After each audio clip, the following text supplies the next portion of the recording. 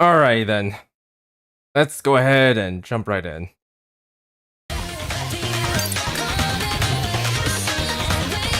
Alright, last time we were doing this, also, I might as well get this stuff out of the way first, but, you guys don't have to put your channel, don't forget to like, subscribe, hit the notification bell, and if you're watching us live, feel free to comment in the comment section down below. But anyways, the last time we were doing this, we were looking at Suyeon's, past, and, turns out, her father's not a very good man. I think he's a bad man. He made a little girl cry, and that little girl is Suyeon. And you know what? Remember that time when I said I want to take Suyeon to the amusement park? I kinda want to do that anyways. Just to reward her, just to feed her.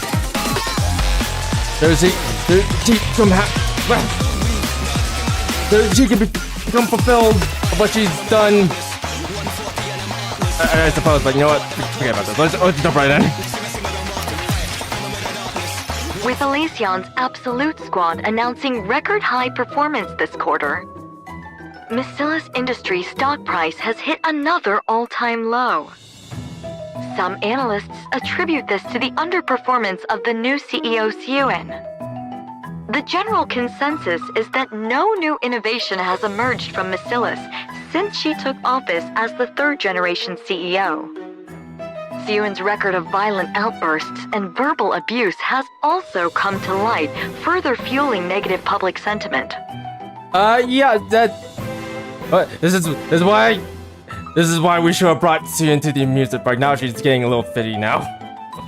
In response, voices within Macillus are even calling for the CEO to be replaced.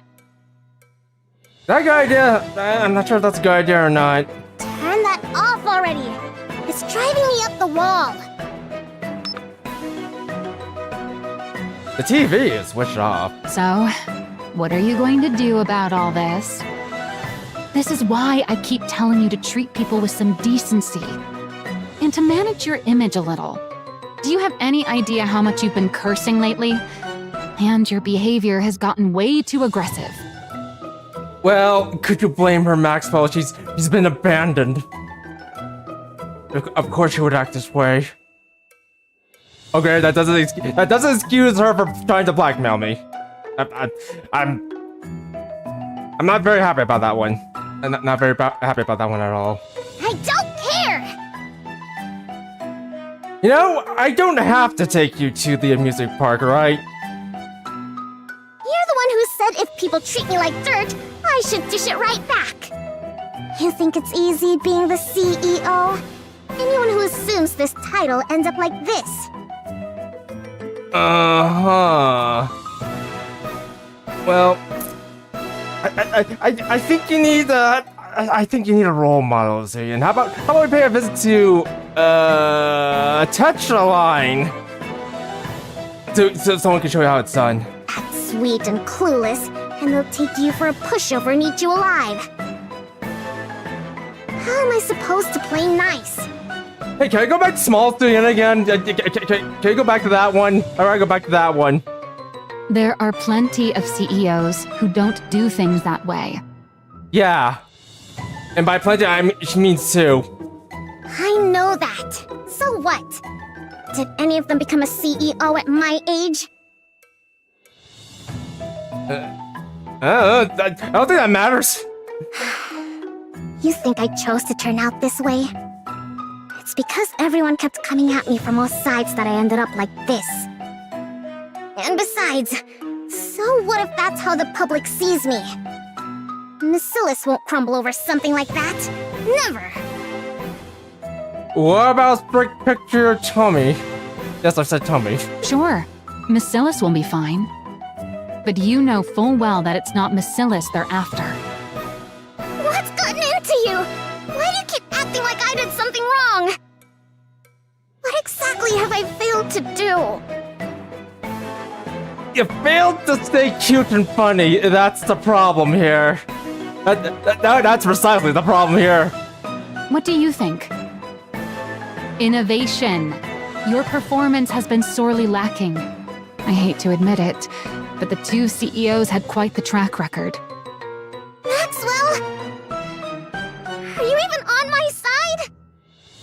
course I am. Why else would I sit here and put up with your tantrums? Who says I'm throwing a tantrum?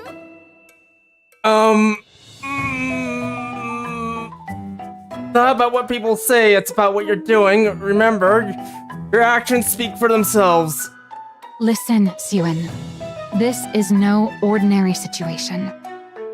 What's so out of the ordinary about it? Well, for starters, the central government isn't after us anymore. Instead, it's other people within Bacillus. Plus, they're being outshined. You always blow things way out of proportion. There's a rumor the board's been reaching out to other candidates. What? What do you mean, other candidates? Students, now it's not the time to be looking funny. They're after your position. Now's the time to plan. Plan something that's worthwhile. Don't you remember? Jian, your half-sister. Oh yeah, Jian. I forgot about Jian. She basically got banished through the MMR. At least I think that's what happened. She's coming back? That's right. So this time around, you have to do something. Because this time, the Jackals look like they're actually making a move on your position. Oh, not the Jackals. Jackals and their damn sniper rifles. I mean, what? What exactly am I supposed to do right now? You think results will simply drop out of the sky because I want them to? What are you supposed to do, you say? You did the one thing even the great Enmei never managed to pull off. Sure, great, sure. Great being an asshole. Don't tell me. A Nikke with new abilities. Let's make it happen this time. Once we do that, the Absolute Squad and whoever else won't be able to question your position as CEO. No. Not happening. Don't even think about it. Suen, I'm not saying this because I was part of that project. It truly did have promise. You know it too. The look in Enmei's eyes back then. What about the look in his eyes? The way he looked at me with contempt? Like I was worthless? No, so you got it all wrong. He always looks like that. He looks at everyone. In fact, I don't think it's even contempt anymore. Or worthlessness. I think he just looks at people. That's about it. You know for a fact he thought it was good. Oh, that's what he told you, Maxwell. I don't think he told Suyin. Then why didn't he ever say so? See? Why did he tell me it was pathetic? Well, Your dramatic irony. Maxwell can't tell Suyin the truth. Maxwell, He can't handle the truth. don't bother trying to comfort me so half-heartedly. It only makes me feel worse. listen, Enough. Get out. Suen, I want to be alone. fine. I'll go. Maxwell leaves. Jian's coming?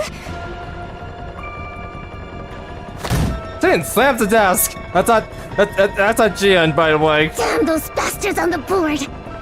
After everything I did to fill the void my father left behind. What more am I supposed to do? What more do they want from me? Calling Jian back of all people. Suyin curls in My herself. position is slipping away from me. I can't let that happen. I won't allow it. This position is the one thing, the only thing Father ever gave me.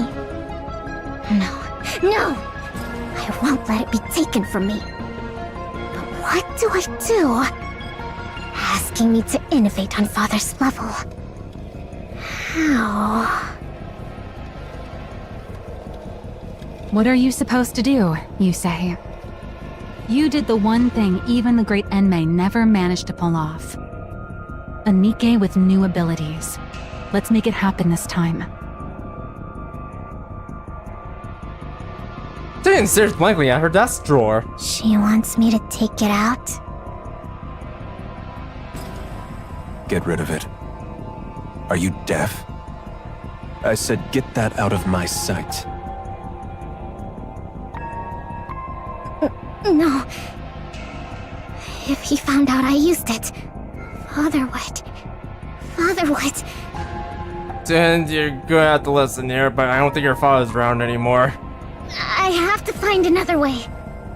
I have to find a way. Like, wait, stop and think about it. Where did Enmei go? Like, we haven't seen him anywhere in the story. Or, not this story in particular, but anywhere in the arc. Think, clutches her head. No. There's got to be another way. There has to be. But, no matter how many technical achievements Julian unveils, or what results Missless Nikke's deliver, the stock prices only continues to fall. 1 month later, Julian finally comes face to face with her. It's been a while. You broke out! Holy crap! Siuin. Her longtime rival. Broke out! Oh no!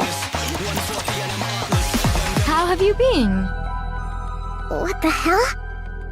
Why are you here? Why do you think? I missed my cute little sister after all this time. Aren't you glad to see me?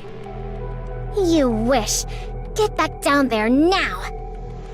I never gave you permission to come up here. Come now, that's a bit harsh. I only just got here, and you're already sending me back down?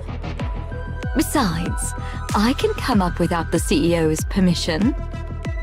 Are you saying... The board has been making a fuss about how much you've been struggling lately.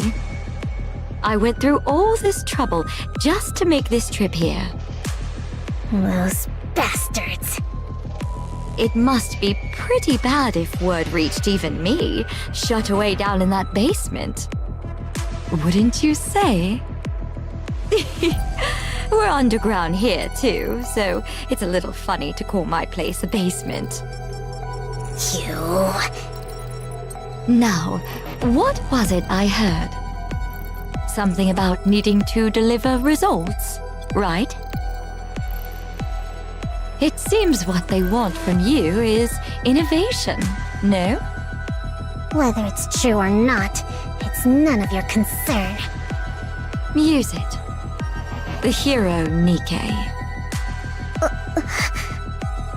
Now that Father's gone, you can use it, can't you? I said it's none of your concern! Besides, I won't use it. I can do this without it. I won't use something Father disapproved of.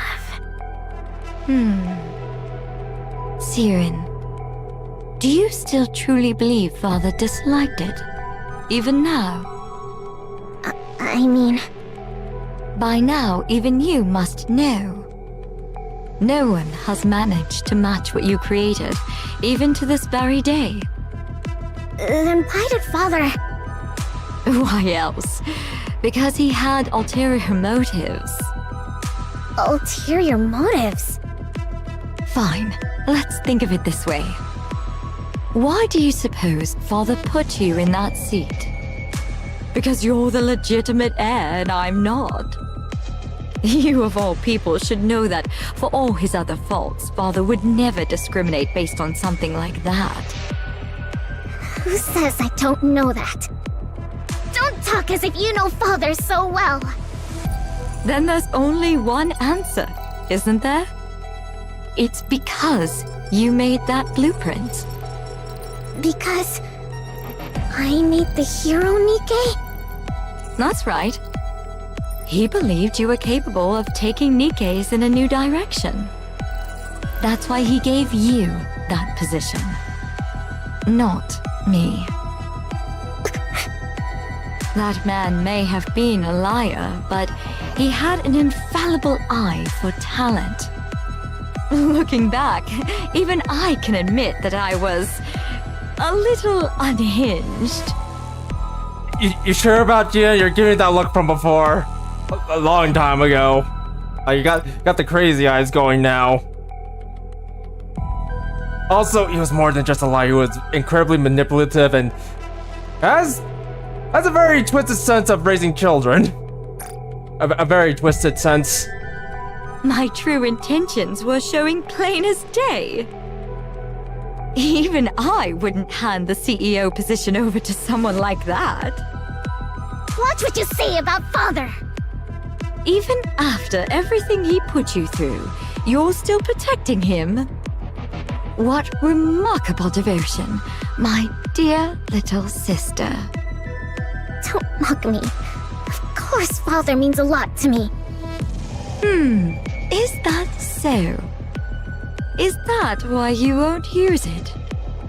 For the sake of a man who trampled on his daughter's efforts to serve his own ambitions.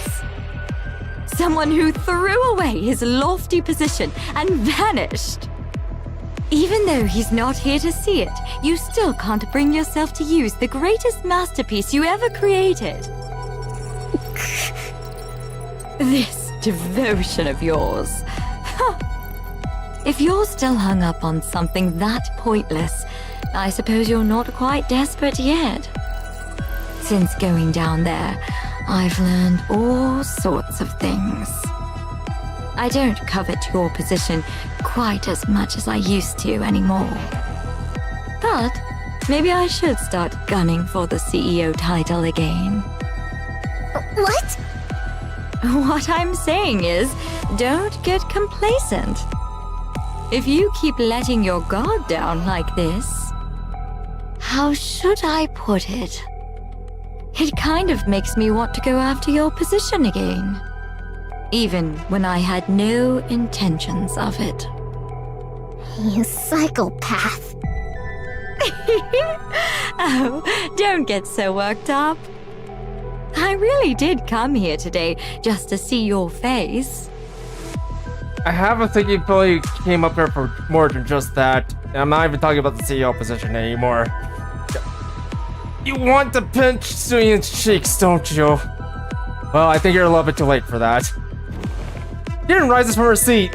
I'll come visit again sometime. Oh, thank goodness. Not sure who's gonna do it. Don't ever show your face around here. Ian steps out the door. So, you came up after all. Has the board started making its move? Well, well, look who it is. Maxwell, it's been a while. Long time no see, Jen. Why did you turn down my recruitment offer? That really hurt my feelings, you know? I prefer being up here to being down there. Come now, whether it's here or there, it's all underground. Sure, but the work's different, isn't it? MMR isn't buried down in the depths for no reason. Oh, come on. There's no need to draw such hard lines. When it comes to Nikke development, is there really a light side and a dark side? Either way you're making something out of people, it's all the same. I'd thought that with someone as renowned in Nikke weaponry as you on board, MMR might achieve better results. Such a shame. Please. I'm not renowned. You're giving me far too much credit. Besides, there's no shortage of fine talent down below. So surely it's fine if someone like me can stay up here. Don't tell me. Does it bother you that your little sister has good people by her side? Not at all. What kind of person would resent having someone as dependable as you by her cute little sister's side? Then again, my little sister's been getting a lot of flack lately, hasn't she? And over a lack of results, no less. Should I conclude that a subordinate who initially seemed promising turned out less useful than expected? Or does the problem lie with a superior who can't properly utilize a capable subordinate? Or maybe our oh-so-capable Maxwell has secretly been hoping I'd become CEO all along. I can assure you that isn't the case. Believe it or not, I've spent more time with that ill-tempered pipsqueak than you ever have. Is that so? You say that, and yet your relationship doesn't seem quite the same as it used to be.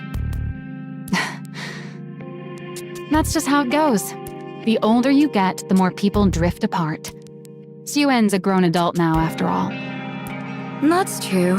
Suyun isn't my sweetie pie anymore either. So for now, let's just chalk it up to me being incompetent. Very well. Then do try your best, my dear incompetent subordinate, so that I won't be tempted. Will do. This incompetent subordinate will give it her all. In the meantime, how about you scurry back to your natural habitat already? Quit picking on my precious pipsqueak of a CEO. Sure. June walks off, and also I'm starting to realize Jin's kind of starting to have one of those sister complex things. Oh boy. Anyone in here knows that there's going to be a Sona collab coming up pretty soon? Just want to put that out there. Sheesh, that was draining. Also, I heard Persona 4 Revival is about to come out too, and just want to put that out there as well. Yeah. That attitude of hers. She's exactly like her father. Good grief. Yeah, and May also has a sister complex. What?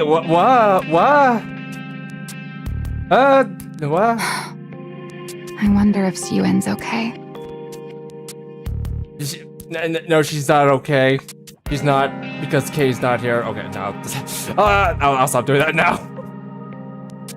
Maxwell steps into Suyuen's room. Kay's there.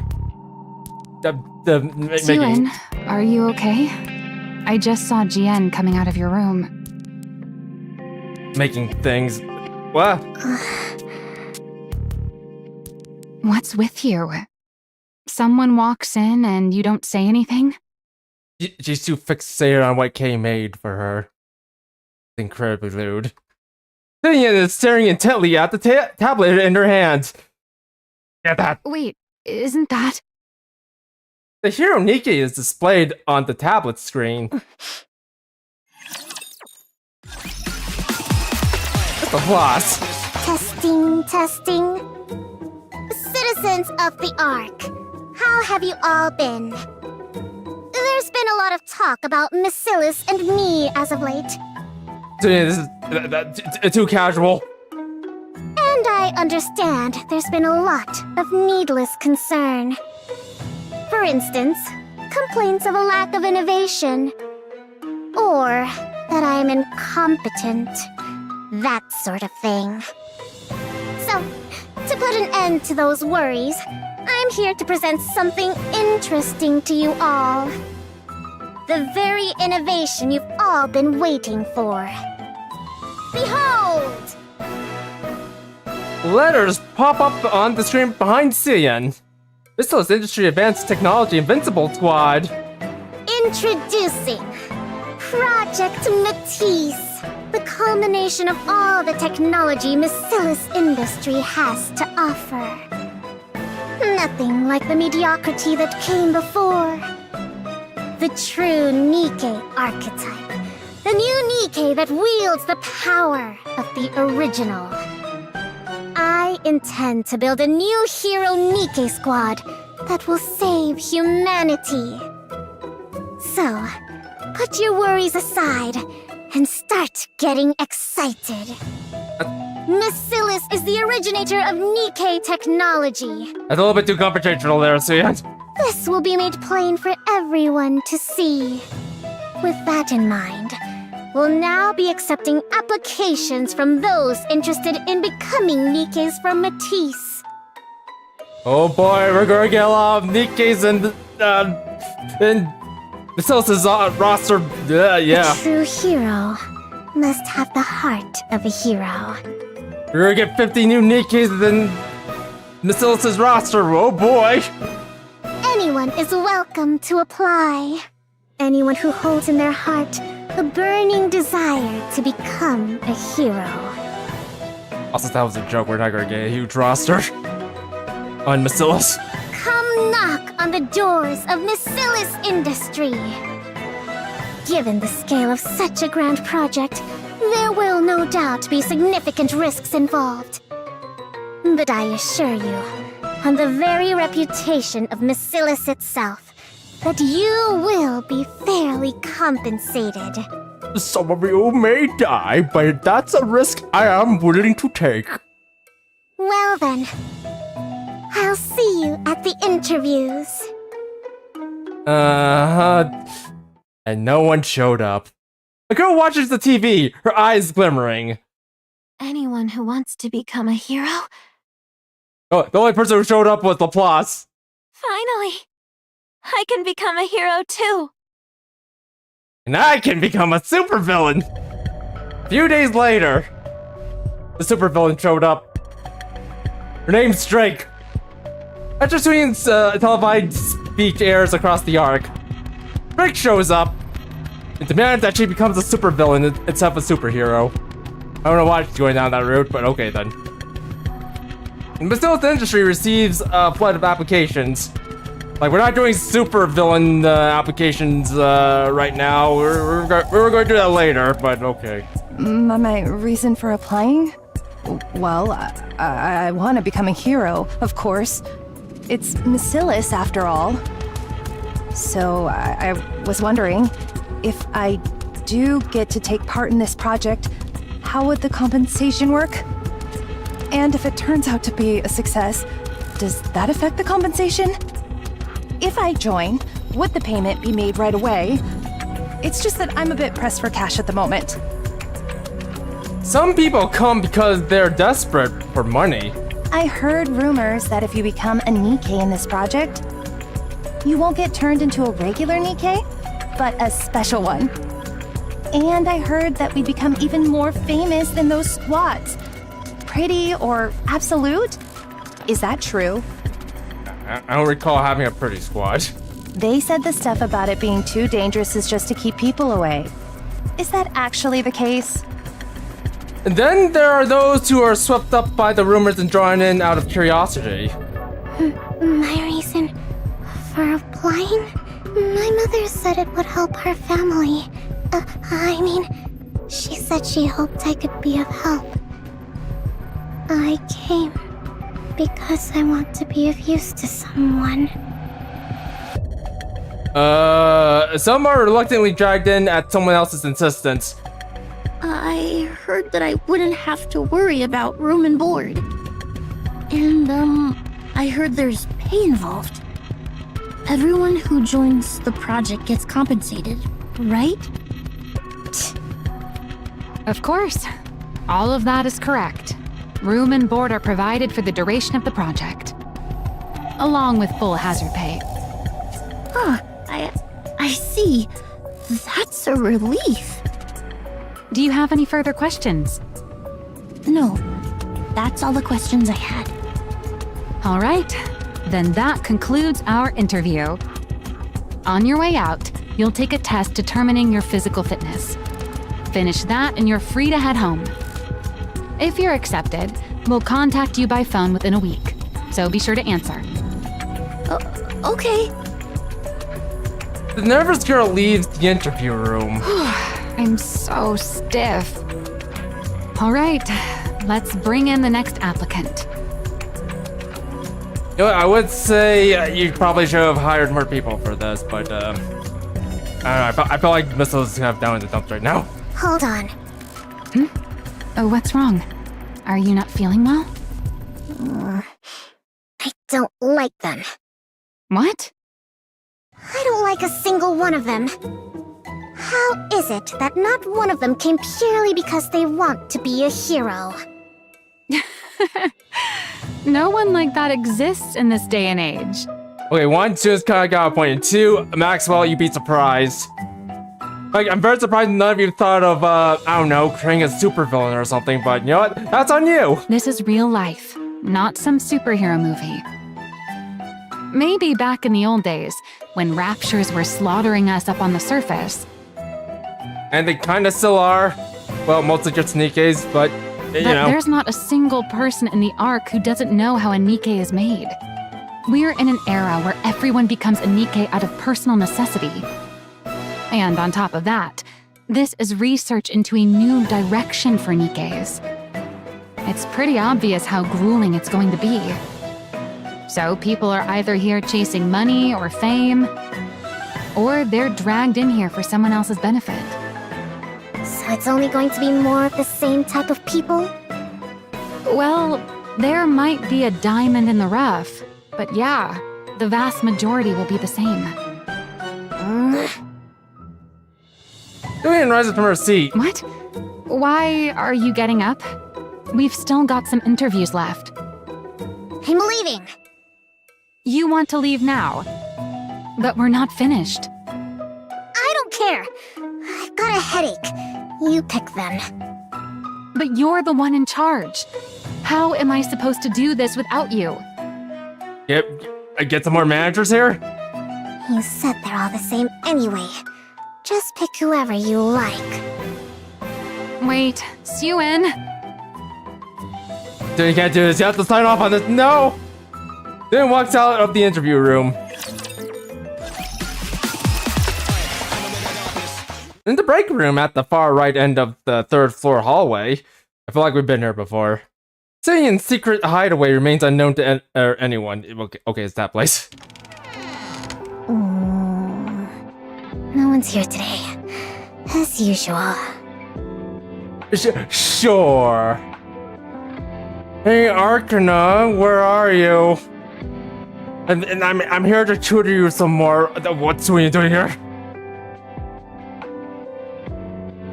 With practice ease, Suyin takes a cake from the fridge. That's mine! What are you doing? Get out! He pulls a chair from the empty meeting room and takes a seat. They expect me to make heroes? Out of those people? No, never mind. With mindsets like those, all we'll end up with is scrap metal. Then takes a forkful of cake and shoves it into her mouth. Every brat, I'll remember this! They're all the same. None of them are any good.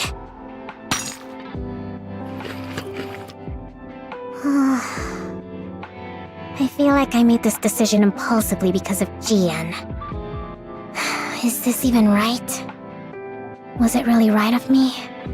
To try to create the very thing Father hated so much? Sure, Can a hero Nikke really even be made? I think so. Yes, it can be made.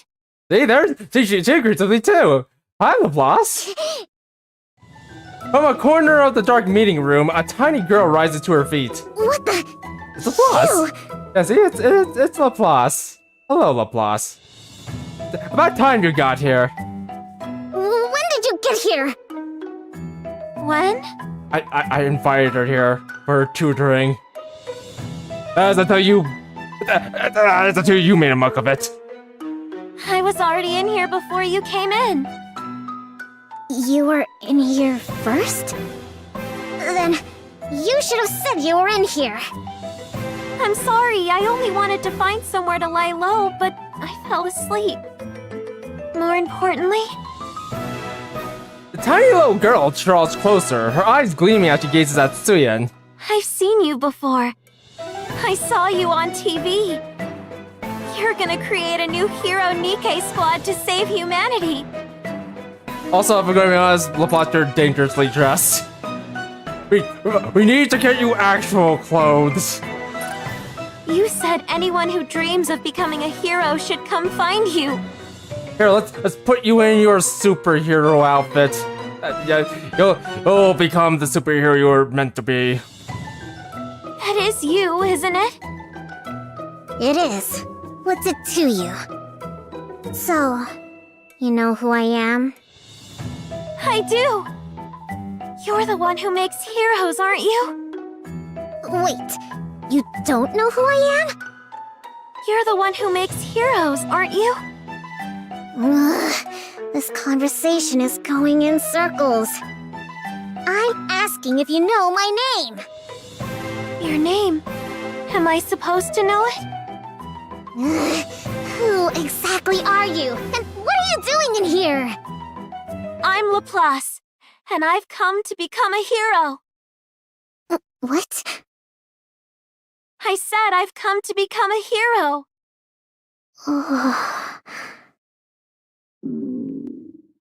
Could you share a bite of that cake? What? You lunatic! And thus the beautiful relationship began. Project proceeds to be continued. Oh. Alright, well, I didn't realize this was the end, but okay then. Alright, well, whatever. Keep going. The girl world begins in a worn down back alley. Across from her home, sound blares out of an old TV set up in the front of a general store. Grand music swells as a stylishly dressed female hero appears. The hero has arrived! Let's go, fellow heroes! Onwards! Hero's eyes sparkle as she stares at the TV, spellbound. Onwards. Evil, come forth!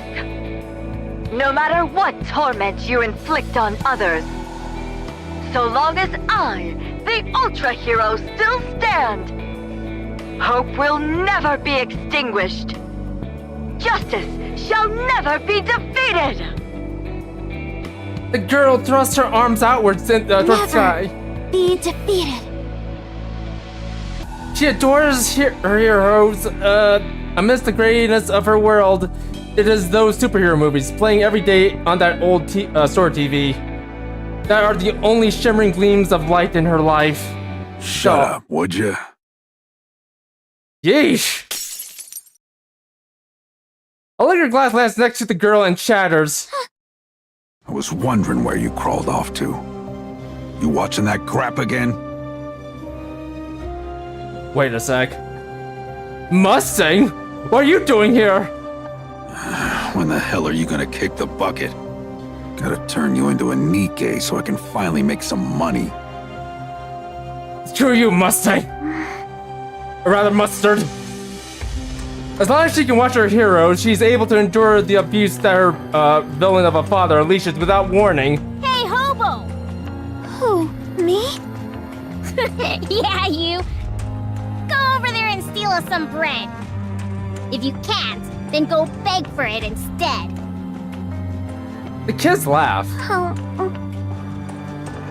As long as she can watch her hero, she's able to endure all the bullying from young back alley villains. I don't do things like that. Only villains would do that sort of thing. Did you just call me a villain? That's right. You punk! Young villains start to beat the girl. Yet she doesn't give in to them. After all, a hero must never kneel before a villain. And so the girl endures beating after beating. As her frail body becomes even frailer still, but while she tries to survive on faith alone, the girl's world, filled with so many villains, is far too much to bear. A liquor bottle lands right on the girl's head. Red blooms across her vision. Just die already. Hurry up and die! That's how that works, sir. Die and turn into a Nikke and make me money! The villain strikes her with his fist over and over. Yeesh, everyone's backwards here. Okay, no, we need to go.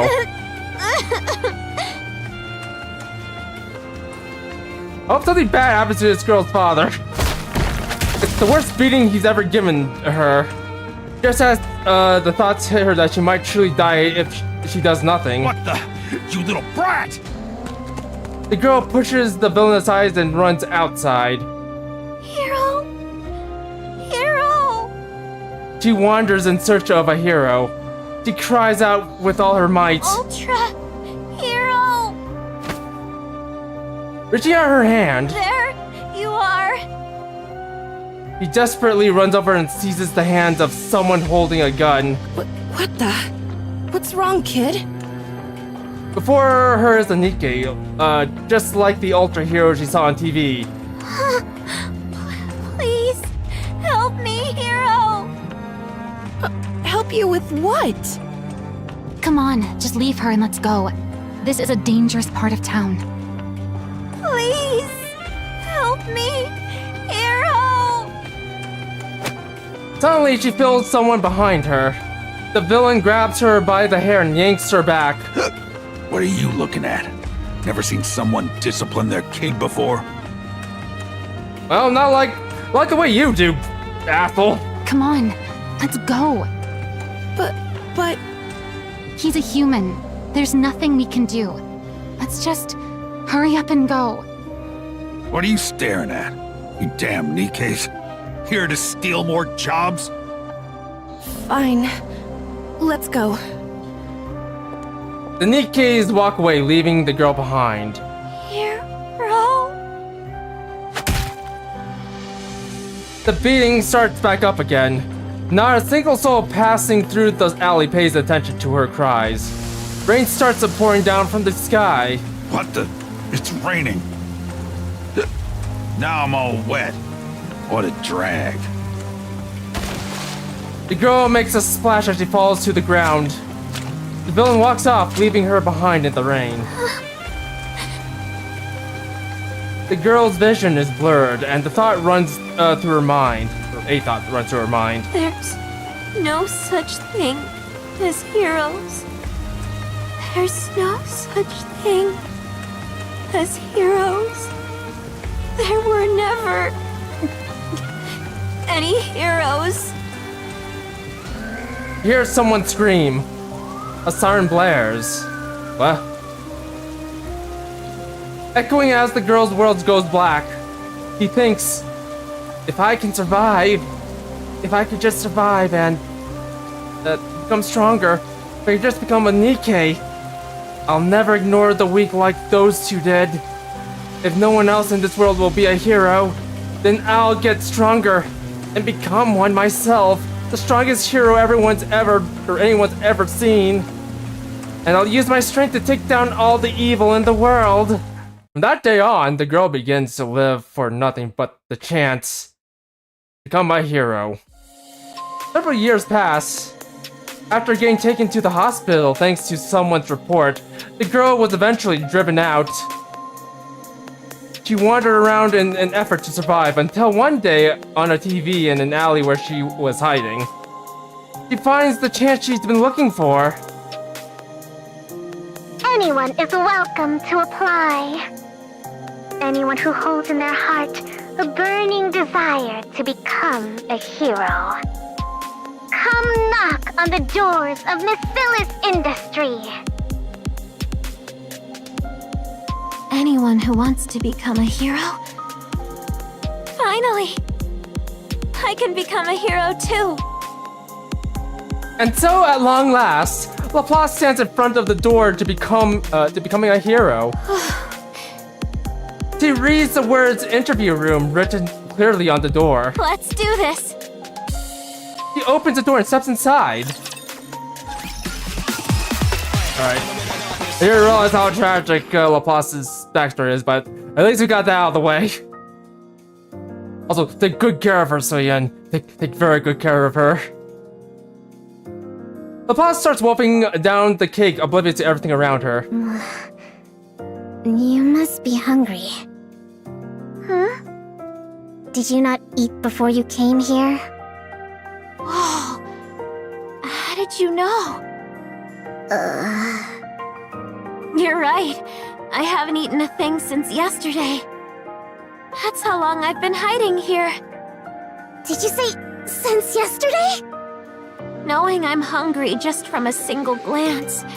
People who make heroes really are on another level. Just hurry up and eat! Soyeon looks at Laplace over once more. Her scrawny frame, her sickly complexion, She has plenty of spirit, but she looks like she'll die before making it very far. Phew, I'm stuffed. That cake was good. Thanks for sharing some with me.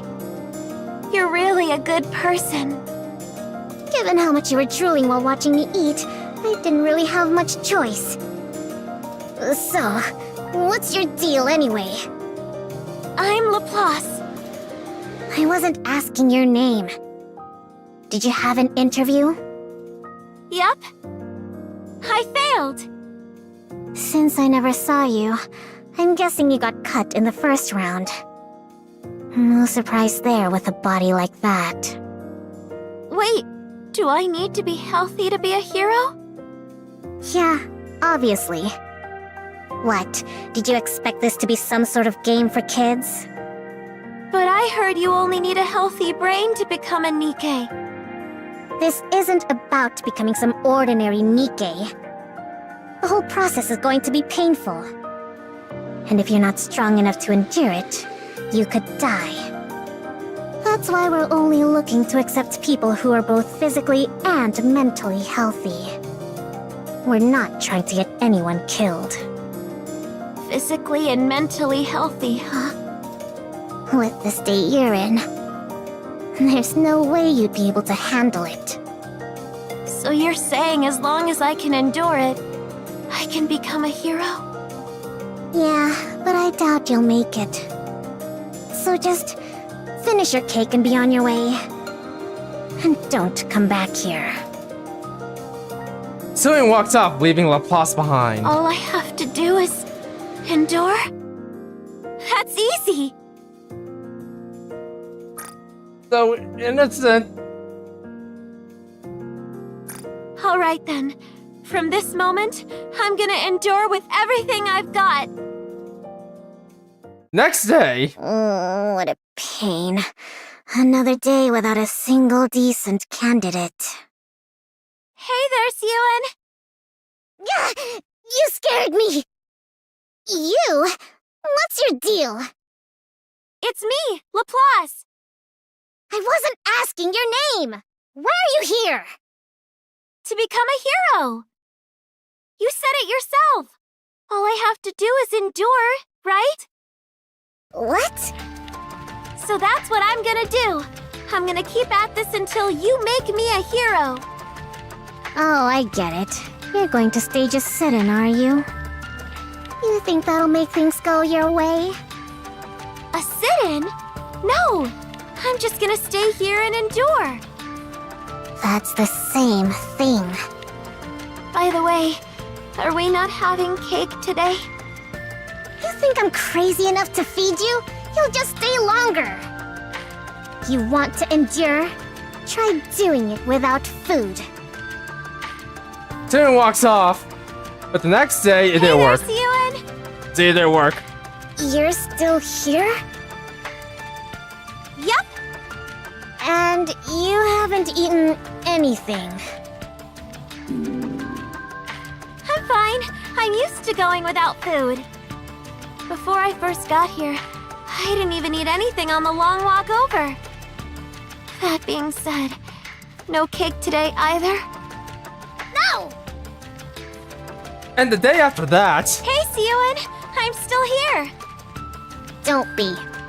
assuming it's not gonna work. The day after the day after, and the day after the day after that. See, Suen? I'm enduring. Laplace, I'm just gonna have to be real with you. You're gonna need to have more than just endurance. You're gonna need to have strength as well. Is your plan seriously to sit here and starve to death? I don't plan on dying. And yet here you are, enduring without food and water. I wouldn't say that exactly. The bathrooms have water. What? You didn't actually drink that water, did you? Why? Of course I did. Drink enough water and you stop feeling hungry. Yeah, and you start feeling a lot more sick. You've got really clean water here. Probably for all those heroes you're making. It doesn't wreck my stomach no matter how much I drink. Uh-huh. You're insane. Laplace doesn't leave Suine's hideout. After a full week of this, Hey. Hey, it's me, Laplace. Right, Laplace. You called? Just how long do you plan on staying here? Until you make me a hero. The interviews are over, recruitment's closed, and every spot is filled. I see. I'll just have to wait until the next round of openings. Listen, you think I didn't accept you for my sake? It's for your own good, got it? It is? Yeah, because someone as frail as you could die during the tests. Can't you make a Nikke with just a brain, though? My brain is healthy. Who said anything about your brain? Your body may not be able to withstand it. You could die.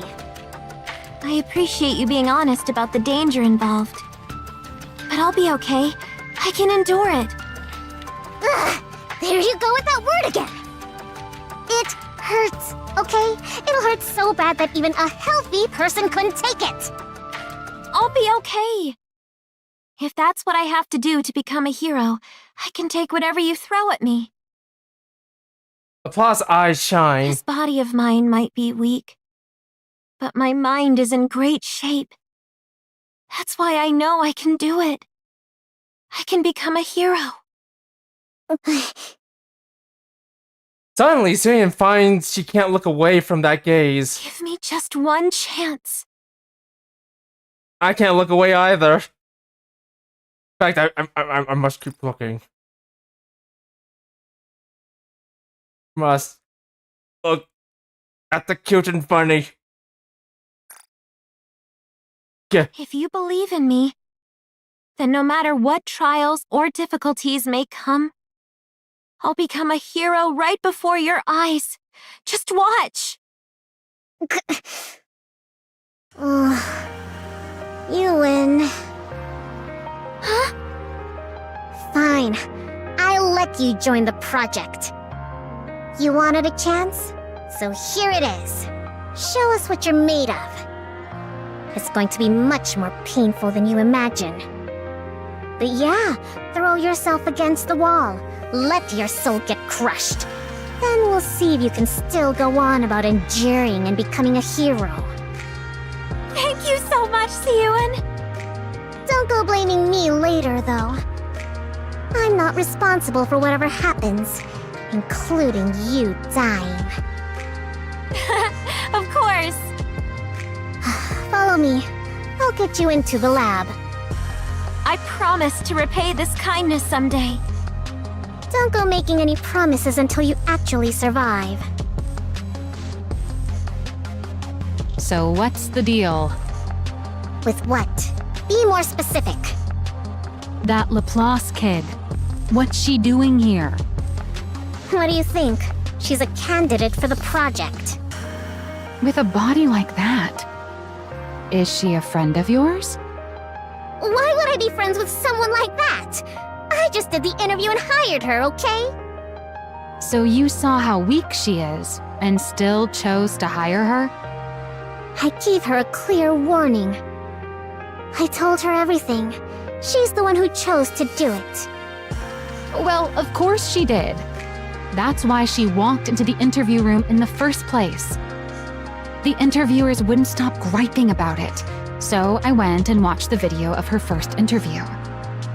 I could immediately tell she's someone you'd find endearing, but physically, she's got too many issues. It's obvious she wouldn't even last until the real tests even began. That's why the interviewers cut her. So what? I'm the one in charge, remember? I can add one extra participant if I want. What if something goes wrong and she dies halfway through? You know what'll happen. Our image will take a hit, and that's it. Siyun! You really won't let up, will you? She says she wants it, even if it kills her. Just let it go. You think I let her join because I wanted to? That brat held out for a whole week. A whole week? What do you mean? Never mind. Anyway, I passed her, so stop questioning me about it and just put her on the project. End of discussion. Yeah, okay. But if she can't handle it and runs off, we're going on without her. Got it? Do whatever you want.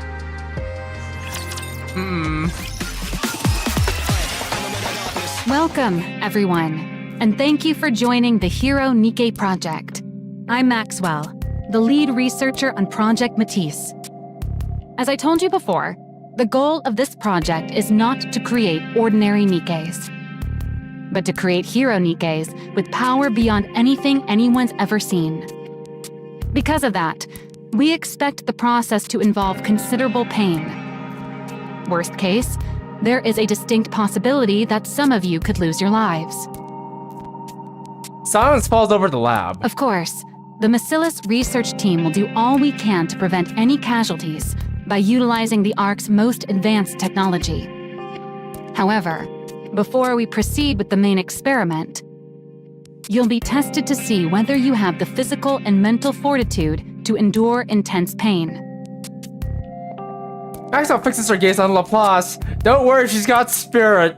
Anyone who cannot endure will be automatically removed from the project. Also, she's cute and funny, so she's got that going for her too. Only those who make it through the entire experiment will become Nikkes and receive a hero prototype body. They will also receive the compensation that was previously promised. Of course. Having made it this far guarantees you some compensation, so don't worry about that. We're excited to see how you all perform. May you make it to the end and become the Ark's new heroes. With applause ringing throughout the simulation room, Project Matisse begins with 100 candidates. Probably should went for 300, but whatever.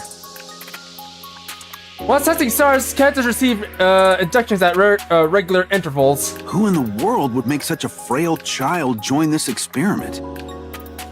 She's not frail, she's petite. What was Huan thinking? She was thinking that this child could be strong as Hoshino. Don't you know Hoshino of the Takanashi? No one forced me into this. I volunteered. Yeah, that's what they all say. The thing some people do for money. Huh? Once you get the injection, you'll feel a burning sensation right in your stomach. It's going to hurt. That's all normal though, so don't worry. If you don't feel like you can handle it, don't hesitate to come tell me. Okay. After each injection comes a brief rest period, followed by a meal that part of a prescribed diet. It feels like my insides are on fire. An unfamiliar pain surges up from deep within her body. Still, Laplace forces the food down her mouth, or into her mouth. She finds it bearable so long as she thinks of it as one of the steps towards becoming a hero. Are you talking to me? You're the one the CEO gave special permission to be on the project, aren't you? Well, I don't know who the CEO is, but I do think they gave me special permission to join. I see. What made you come here? I came to become a hero. It's amazing that there are this many people who also want to be heroes. What? I'm here to become a hero. Aren't you? Oh, I see. You really are as strange as the rumors say. I'm strange? It's nothing. Enjoy your meal. The nervous girl hurries off. Huh? Before long, she starts to hear whispers all around her. She's a weirdo. She's only here because of favoritism. She's got a hero complex. She's an attention seeker. She was gaslit into being what? Everyone clamors on about her, judging her through whatever their favorite lens happens to be. It all carries a malice very familiar to her. As Laplace goes to set down her tray, someone trips her. Oh, sorry. I mistook you for a twig instead of a person. Yeesh. I'm surprised you actually hit the ground. I thought maybe you'd grab onto some of the strings you pulled to get in here. The woman giggles. I see. It seems even a place that makes heroes has villains in it. What? A villain like you must never be allowed to become a hero. Heroic retribution! Laplace lunges at the woman wearing a ribbon. Laplace, I'm not sure if that's a good idea. I say you're like Hoshino, but you're not exactly Hoshino. Oh, you got her. You two, over there! Stop it! After the meal comes physical training. If all they need is our brains, then why do we have to do all this? Seriously, ugh. I feel like I'm burning up from the inside out. Laplace is last among all the candidates, struggling harder than anyone just to keep running. Look at her. She's practically dying. She's the CEO's favorite, right? The one who attacked that girl earlier? Looks like favoritism doesn't make the training any easier. People sneer at the people Laplace as they pass her. Her body, battered from the fighting earlier, throbs all over. She runs out of stamina and feels like she might pass out. But Laplace grits her teeth. I have to endure. I have to overcome it. After training ends, there's another short rest, followed by another meal. Then more training, and finally Laplace practically collapses as she goes to bed. No matter what she does, the pain inside her never subsides. A week passes. At some point, Laplace realizes the stares and whispers directed at her are gone. The malice towards her for being the CEO's favorite has faded as well. Partly because everyone is in too much pain to have any spare energy for tormenting others. Oh, I thought it's because they were all gone. And partly because some have given up and left the project, unable to stand the pain. I have to endure. I've dealt with this amount of pain my whole life. I can do it. I can do it. Laplace grits her teeth. Damn. And here I was thinking your body was going to break down. Like all on its own. Even if just for Cillian, who believed in her, he wanted to overcome this trial no matter what it takes. Another week passes. The pain inside her is so fierce at this point that she can't sleep at night.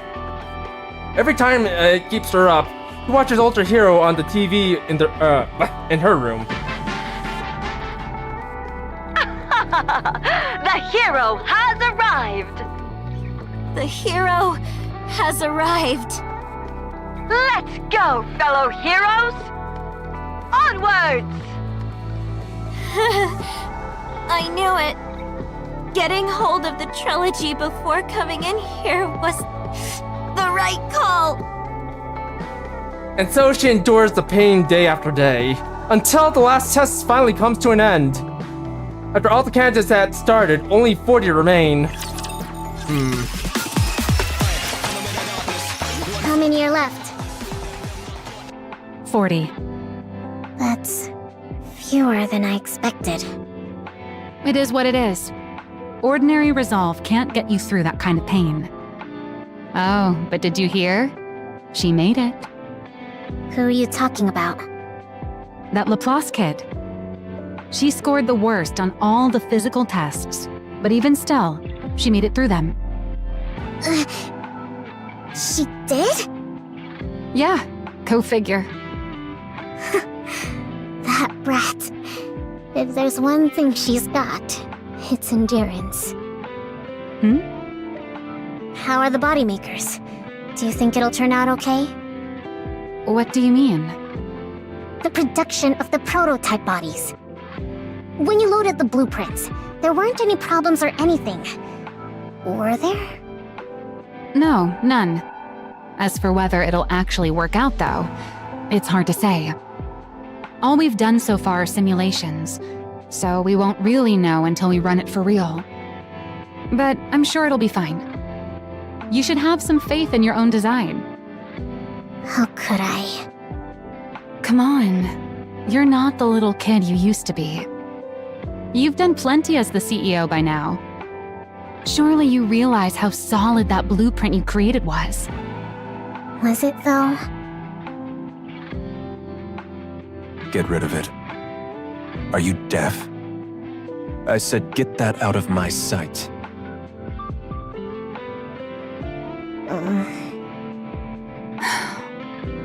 Still thinking about what happened that day? No, I just remembered something else. Suen, trust your own judgment. You're no longer that little girl. You're the CEO of Masilis. You think I don't know that? I want this project to convince you of it. To show you that we weren't wrong that day. Maxwell. And hey, the project's come this far, right? There's no turning back now. What's done is done. So let's trust our past selves and give it everything we've got. That's true. Yeah, I'm the CEO. I'm the CEO of Masilis now. I can do this. On the day Project Matisse is set to produce its first round of prototype bodies, numerous researchers bustle about inside the Matisse labs. Applause gazes at the enormous machine before her. This is the machine that'll make me a hero.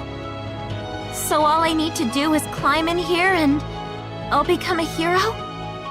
Am I supposed to picture the kind of hero I want to be? I don't know. Applause raises her hand. I have a question. At a time like this, what is it? While I'm inside this, should I be imagining the kind of hero I want to become? There's no need to force yourself to come up with some ideal image. In fact, you don't have to think about anything at all. Once you're inside the capsule, you'll fall asleep right away. And once we inject the nymph, the body will form on its own. I see. Thanks for the answer. Now that it seems your nerves have settled. Number 100, Laplace. Please step into capsule number 1. Okay. Applause steps towards the capsule as she tries to calm her pounding heart. And look down at her own hand, knowing it will be the last time she'll ever see them. She sees a small, frail hand scarred by the hardships of the world. Etching that sight into her mind one last time, Laplace clenches her fists. It's time to become a hero. She holds on to that thought as she surrenders herself to the capsule. Subject has entered the capsule. Blueprint parameters have been applied. What's the energy status of the body makers? All clear. No anomalies. Good. Suen, all preparations are complete. All right. Jin looks at the 8 enormous machines aligned up in the lab. She closes her eyes. A hero, Nikke. What childish nonsense. You've squandered not only the company's time, but its manpower as well. Her father's words from that day still rings vividly in her ears. I want this project to convince you of it. To show you that we weren't wrong that day. Pushing her unease into a far corner of her mind, Suen opens her eyes. Begin. At Suyen's signal, the body makers roar to life. A deep mechanical hum fills the air. The production of the Matisse prototype bodies begins.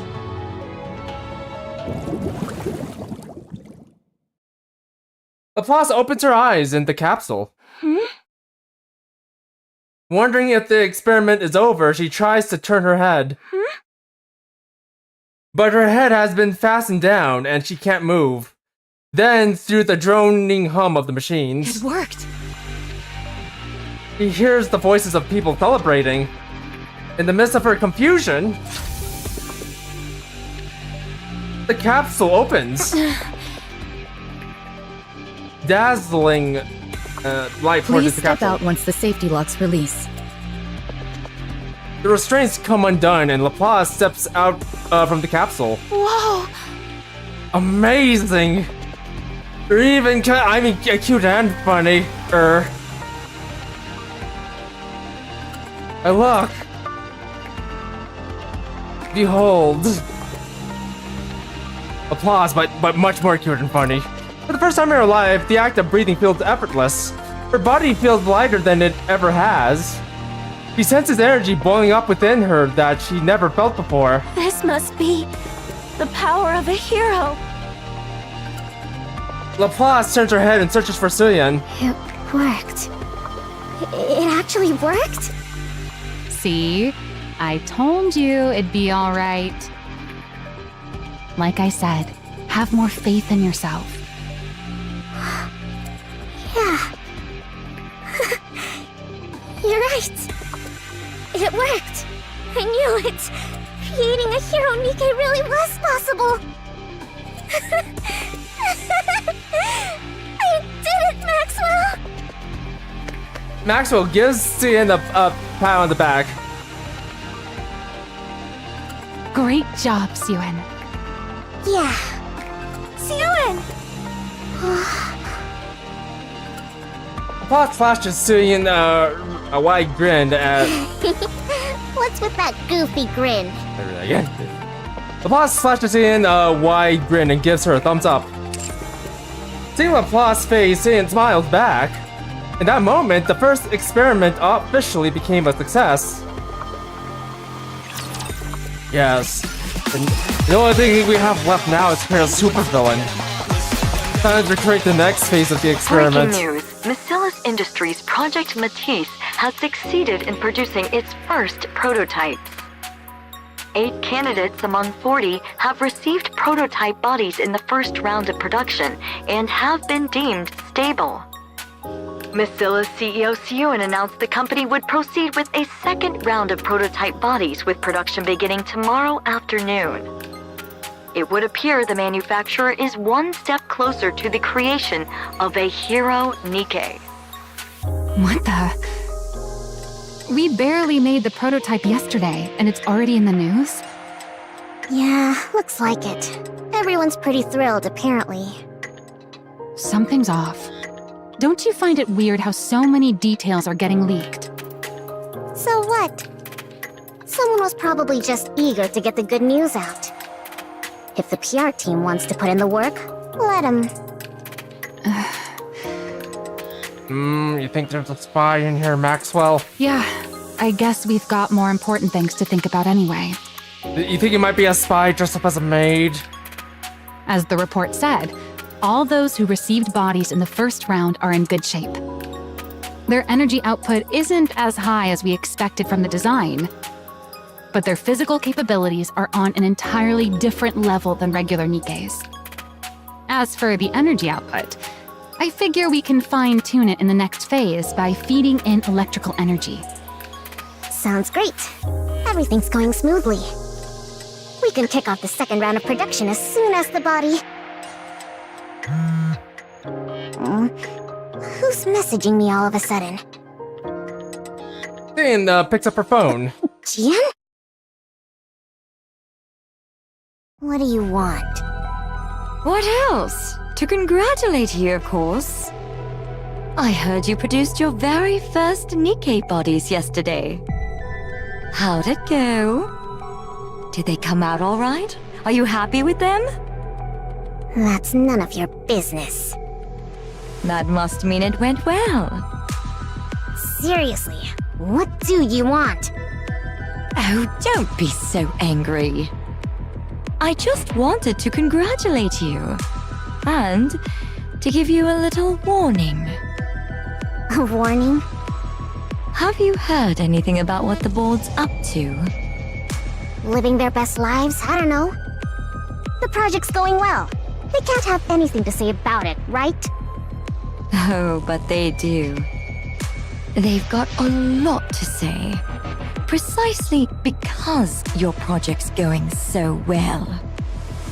What's that supposed to mean? It means the more power the CEO has within Macilla's industry, the less influence the board has. Back when Father was CEO, the suits didn't dare do anything. But ever since you took over, they've been running wild. You haven't been able to keep as tight of a grip on them as Father did. It's not that I haven't been able to. I've just chosen not to. Oh, I'm sure. In any case, you haven't kept them under control. And with the recent dip in public opinion, they were going to use it as an excuse to rattle you and get a tighter hold on the company. But then, you went and started a brand new Nikke project. What are you trying to say? Well, I'm sure they didn't mind at first. Right? I mean, who'd think something you came up with as a kid would actually turn out well? Especially when the previous CEO wrote it off as nothing. Their guard was down in the beginning, because no one actually thought your project would succeed. To them, our father was both a devil and a god. But then, to the surprise of everyone, it worked. They thought you'd fail before making a single body, and yet it's going great. Get to the point!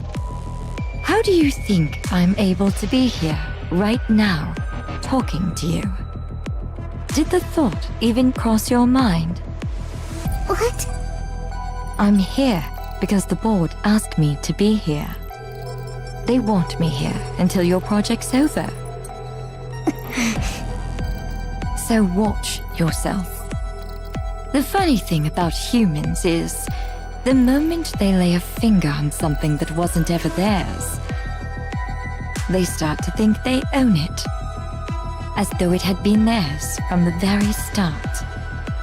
Then they get to thinking, if your success brings you any more power, you might take what's mine. And they convince themselves they've been backed into a corner. You know, they say a cornered rat will bite even a cat. How much more do you think it'll hurt to get bitten by a whole board of overgrown rats? All right, then what are you saying I should do? I already told you. Watch yourself. You've got a lot to protect at the moment, right? Such as, oh, I don't know. Those bodies you're planning to make tomorrow? Suen, What? are you okay? You've been staring into space for a while now. Did Jian get under your skin again yesterday? It's nothing. How are the preparations coming along? The body makers are all set. All that's left is for the test subjects to get into the capsules. But they're running a little late today. Something bad is going to happen, and you know what? We probably should have kept a better eye on them, aka the board members. They're late? Like a much better eye. Like, keep them all in one place where you can keep an eye on them. Sorry for the delay. All 8 test subjects have entered the capsules. What took so long? There was a minor issue getting the subjects into the capsules. It's fine now. Everything's been resolved. I already told you. Watch yourself. You've got a lot to protect at the moment, right? Such as, oh, I don't know. Those bodies you're planning to make tomorrow? No, hold on. I'll check them myself. What? Jian approaches the capsules and begins inspecting them one by one. What's wrong? Is there something bothering you? No, I just remembered something someone said to me. Everything looks fine. Let's start the second round of production. Okay. A deep mechanical hum fills the air. The production of the Matisse prototype bodies begins. I'm an idiot to let her get to me like that. I shouldn't have listened to her. Was there really nothing that happened between you and Jian? Nothing happened. She just told me to watch out for the board. Well, crap. What? An alarm? What is it? What's going on? The units are overheating. Their temperature keeps rising. This is bad. If it doesn't stop, the subjects inside the capsules will... Code Red, shut it down, now! What's happening? Amid the blowing alarm and blazing red flames, the second round of body production results in all subjects melting inside their capsules, ending in the worst failure imaginable. Well, shit. You know, I'm kinda curious what happened there. Next day, every outlet in the arc begins reporting on the incident. Today we have a shocking accident to report. Miscellus Industries' ongoing Project Matisse resulted in numerous casualties yesterday. According to those close to the project, heat levels spiked during the second round of body production, causing all of the participants to tragically melt inside their capsules. There are rumors that the former CEO Enmei had previously deemed this project unfinished and ordered it to be scrapped, raising questions as to whether this accident was a result of CEO Sewins conducting a reckless experiment based on an incomplete blueprint. The Nikke Rights Committee has come out in protest of Project Matisse, calling it an inhuman experiment, and is demanding that it be halted at... Turn it back on. You've seen enough. They're not gonna suddenly say anything that's helpful. I have to watch. I have to see what everyone's saying so I can come up with a plan. And what plan do you think is gonna come from listening to all that noise? Father must have been right after all. The blueprint was never going to work. This project was doomed from the... Or you know, Suyin, so could sabotage it. Although again, I'm kind of curious on how they sabotage it. No, I have a sinking feeling they might have done something to the test subjects, not to the machines themselves. Hey, snap out of it. Nothing went wrong in the first round, right? So it doesn't make sense for just the second round to have problems. Sure. But if we're taking in sabotage, and where does the sabotage begin? Jian told you the board was planning something, didn't she? Well, then they're obviously the ones behind this. We need to look again into what happened. We already checked!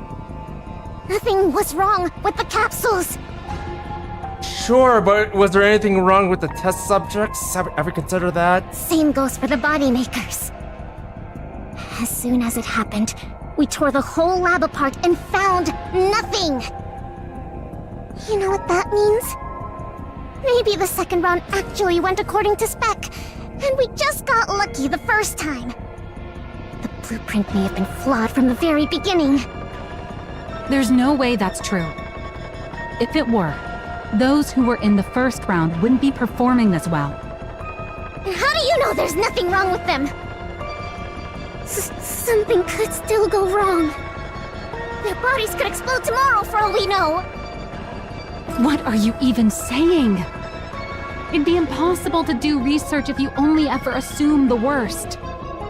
There will always be variables. So why do you keep insisting it's your blueprint that's the problem?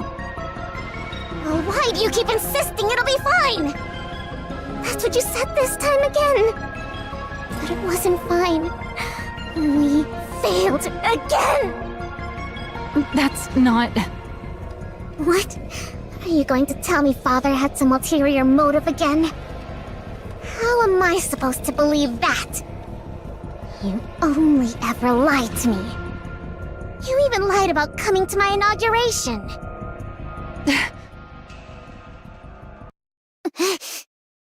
Is that what you thought this whole time? No, it just slipped out. I mean, if you just left without trying to argue with me, I wouldn't have said anything. Are you mad? I'm sorry. Maxwell's face is pale as she starts to, as he stares at Tsuyin, anxiously watching for her reaction. Sorry, I'm a little bit flabbergasted. Apology for Tsuyin. Whoa. He sees the same exact child who long ago stood anxiously waiting for Enmei to evaluate her blueprint. You're still the exact same. You haven't grown at all. Maxwell? You've doubted me this whole time. What? No. Look, I was just upset and I said something stupid. You thought I might not actually like you. But you needed me to stay close or else you'd feel anxious. Because you need affection from someone. That's why he kept me away from your inauguration. He needed to keep you anxious. I had no idea. I just felt bad, so I tried to overcompensate. Now I get why you're still stuck back in that time. What? What are you talking about? If you're not going to make any sense, just leave. I want to be alone. Why? Are you gonna go run to your hideout once I'm gone? Cry all you want and then throw it all away again? What? People are saying you failed. I'm asking if you're going to just believe them and give up again. What else am I supposed to do? No matter how hard I work on something, they always put me down. They say I'm a failure, that I'm no good. If you really worked that hard on it, then fight to protect it. It doesn't matter if you're anxious and lack confidence. Get a hold of yourself. Take responsibility. Responsibility? It's your project. You're the one in charge of it. Not just that, but you're the CEO of Masilis. You can't keep being that child who runs off whenever she's scolded by her dad. So what do you want me to do? I looked and looked and couldn't find anything wrong with the project. How am I supposed to believe in myself if... I'll prove it to you. What? You said this all happened because the blueprint was flawed, right? Well, I don't think your blueprint was flawed at all. I'm certain those dirtbags on the board are behind this. Yeah, I'm gonna have to agree with Maxwell. I didn't realize Maxwell going full-on sensei, or sensei, whichever you want, was on my bingo list today, or this year. Like, you heard what she said there, right? Take responsibility.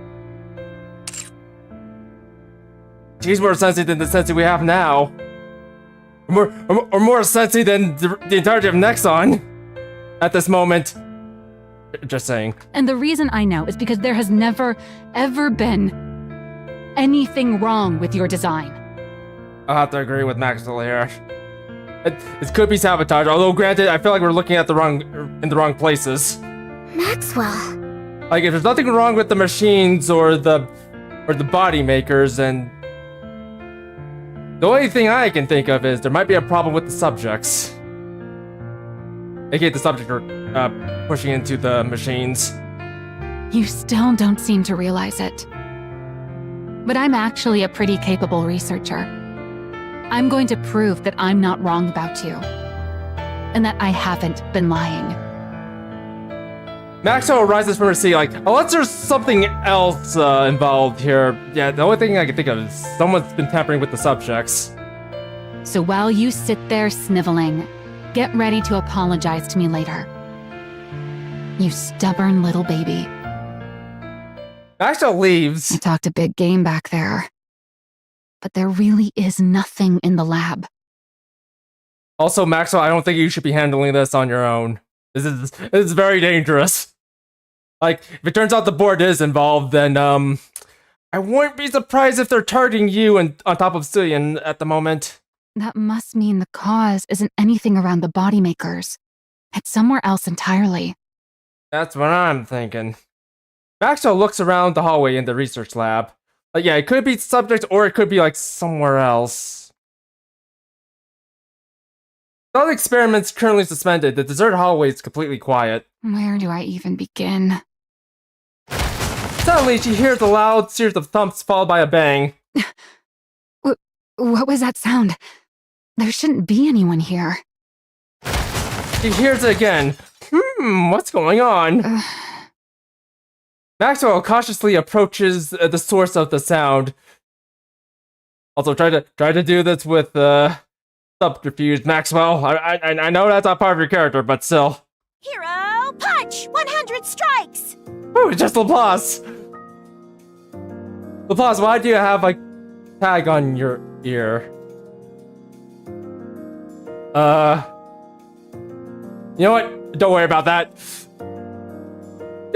I'm sure she produces fine supplements. But anyway, Laplace is hammering a sandbag with a flurry of punches. You? What are you doing here? Oh, I've seen you before. You're the one in charge of making heroes. Your name was, Maxwell. That's right, Maxwell. You completely forgot, didn't you? Anyway, what are you doing here? I'm training. For what? To become a hero. I was told that to become a hero, I have to train every day, no breaks. They said it's the only way to get the energy in my body to go up. Yeah, that is what we wrote in the manual. But you've actually been sticking to it? Even with everything that's going on? That's right. If I'm gonna become a hero, I gotta do it.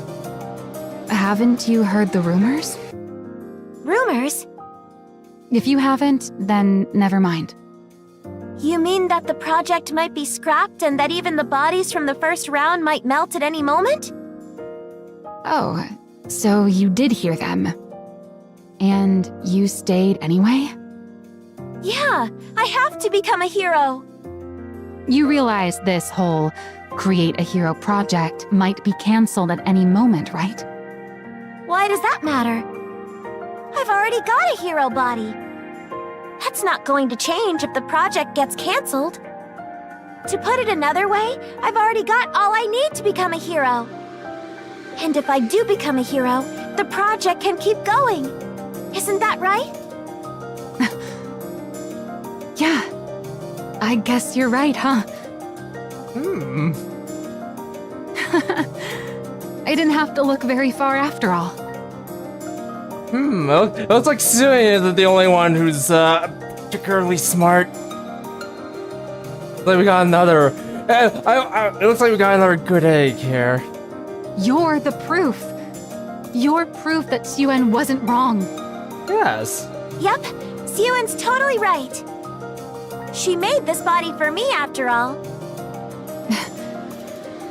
I'm sorry. Huh? What for? I thought you were a fake. But it turns out you're the real thing. You really are set on becoming a hero. That's right. I'm gonna become a hero. It's another thing Suen was right about. If heroes are real, you're exactly the kind of person who should become one. Looks like I'll have to apologize to Suen too. I don't know what for, but definitely apologize. Huh. This is good. I've found solid proof that the project was a success. Now I've just gotta search even harder. Search? For what? Whatever caused the second round to fail. I'm convinced it wasn't Suen's blueprint. There's got to be something else.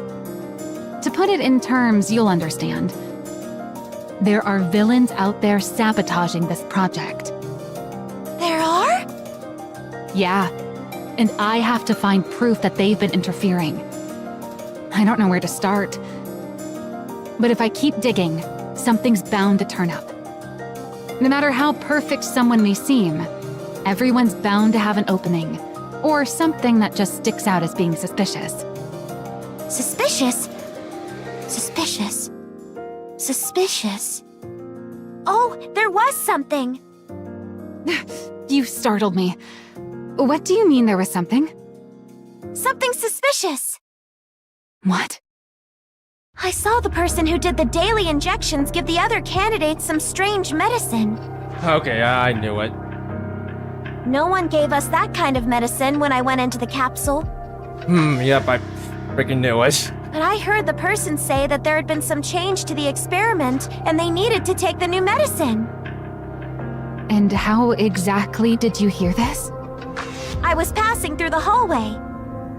Ever since I got this body, I can hear things clearly even from far away. Do you happen to remember where they were handing out that medicine? Would you look at that? Maxwell lifted up a medicine container that had been discreetly hidden. I can't say for certain this is the cause, but I'm sure we'll find out once I run an analysis. Please do. Thanks for the... What are you doing? I smell something burning. Something... burning? Maxwell dashes out into the hallway and looks around. Smoke is seeping out from the far end of the hall. What is that? A fire? But then why isn't the fire alarm going off? What? Huh. Maxwell looks towards where the smoke is billowing out. I got a very bad feeling about this. That's where the lab... Oh no. Run! Alright, they have a bomb over there.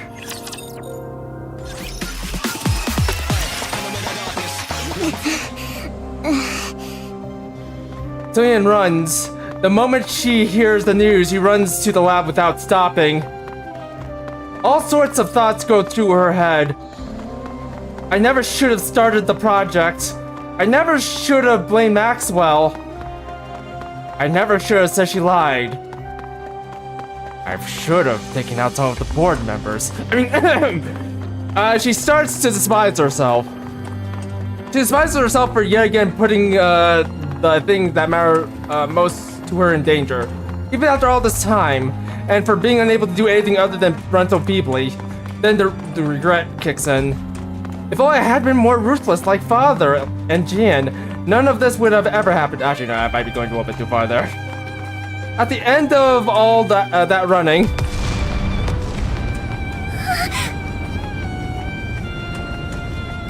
she witnessed her own research lab go up in flames. No!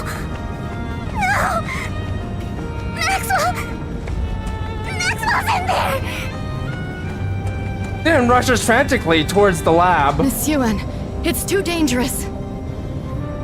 The researchers block Suyeon's path. The building's collapsing. You can't go in there. Let go! Let go of me! Also, you know what? I probably should have known that they were, that like whoever was doing the sabotage was trying to cover their tracks. We probably should have thought of that a little bit beforehand. Maxwell's in there, you hear me? Maxwell's in there! The lead researcher is still inside? The building's entrance begins to cave in. No. Watching the entrance collapse, Suyeon sinks to the ground. What do I do? If I lose Maxwell too, then I'll be all alone again.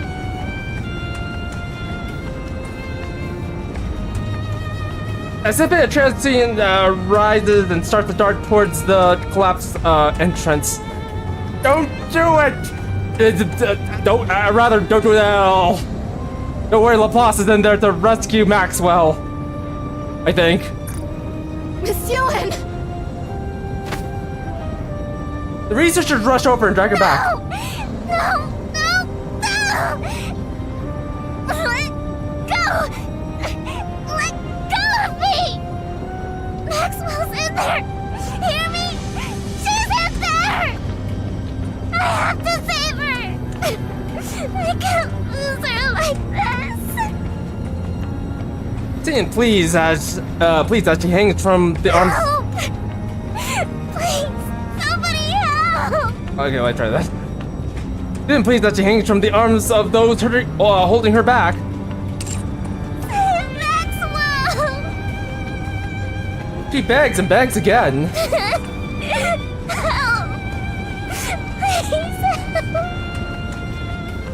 She pleads to a world that has never once in all her life heard her cries for help. Please help! I'm begging you! And in that moment, someone answers her call. Tim looks up to where the sound came from. It's Laplace. He's here to help and to become the hero she was meant to be. Only if we had a super villain to counterbalance her. Heroic leap!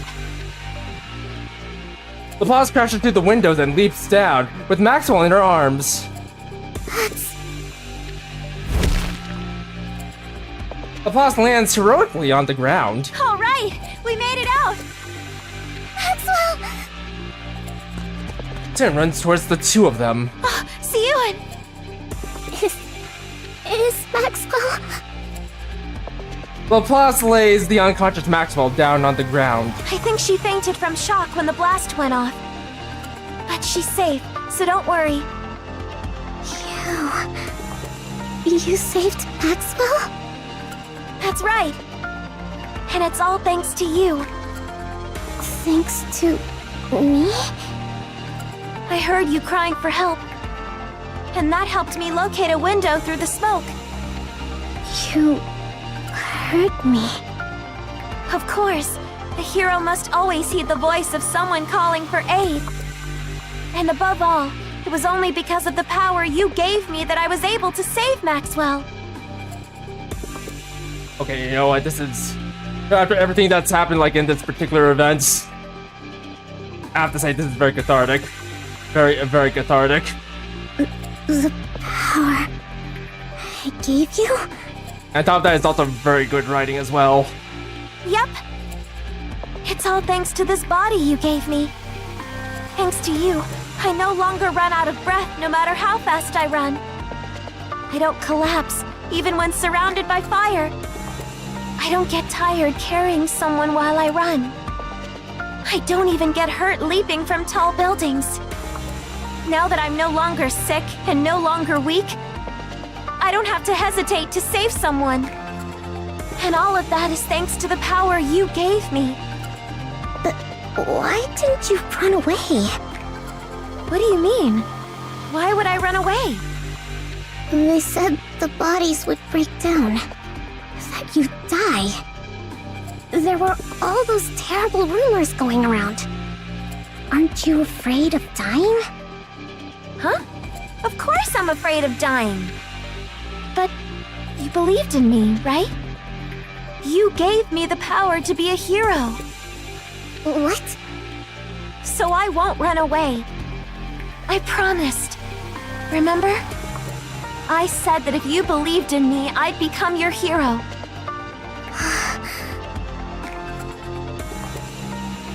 Give me just one chance. If you believe in me, then no matter what trials or difficulties may come, I'll become a hero right before your eyes. Just watch! So don't give up, Zealand. Project Matisse is guaranteed to succeed. Because I'm going to become your hero. Just watch! Laplace holds out her hand, then looks down at Laplace's hand, and then up at her shining eyes.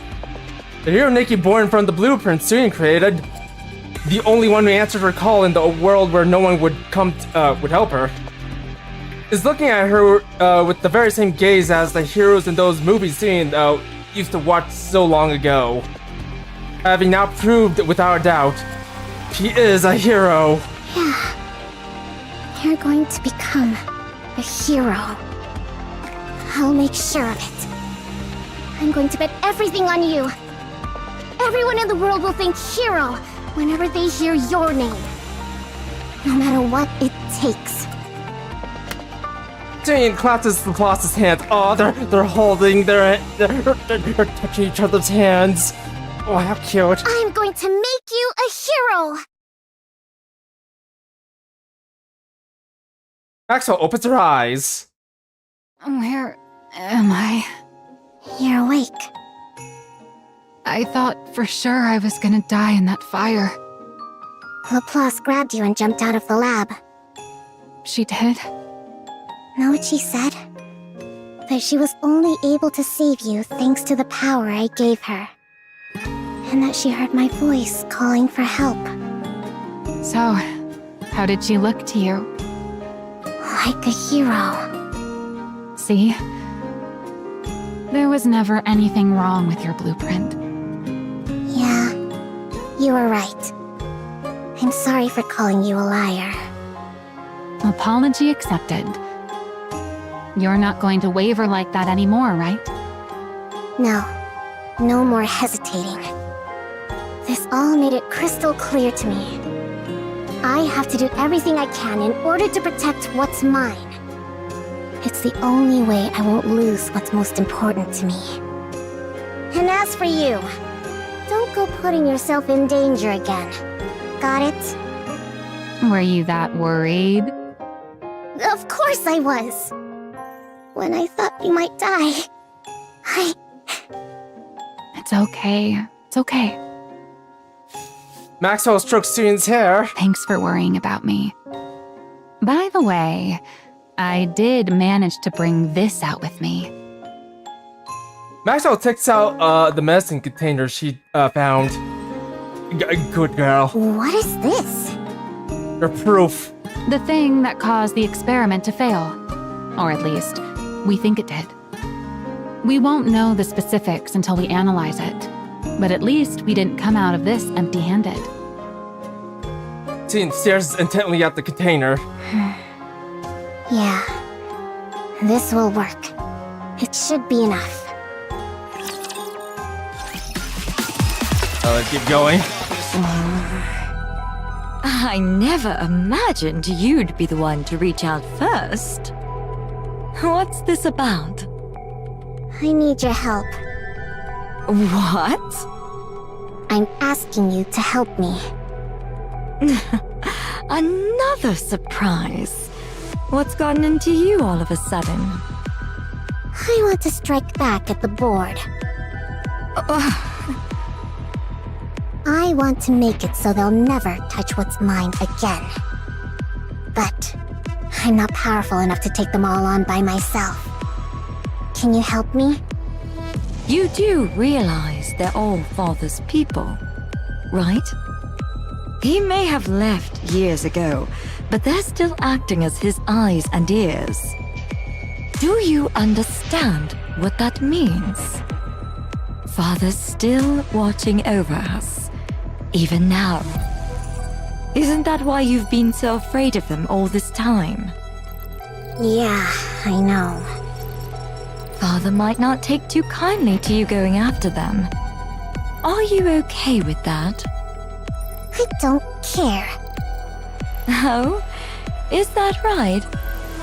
You're fully aware of the risks and still want to gouge out Father's eyes? If I don't, those leeches will keep trying to take what's mine.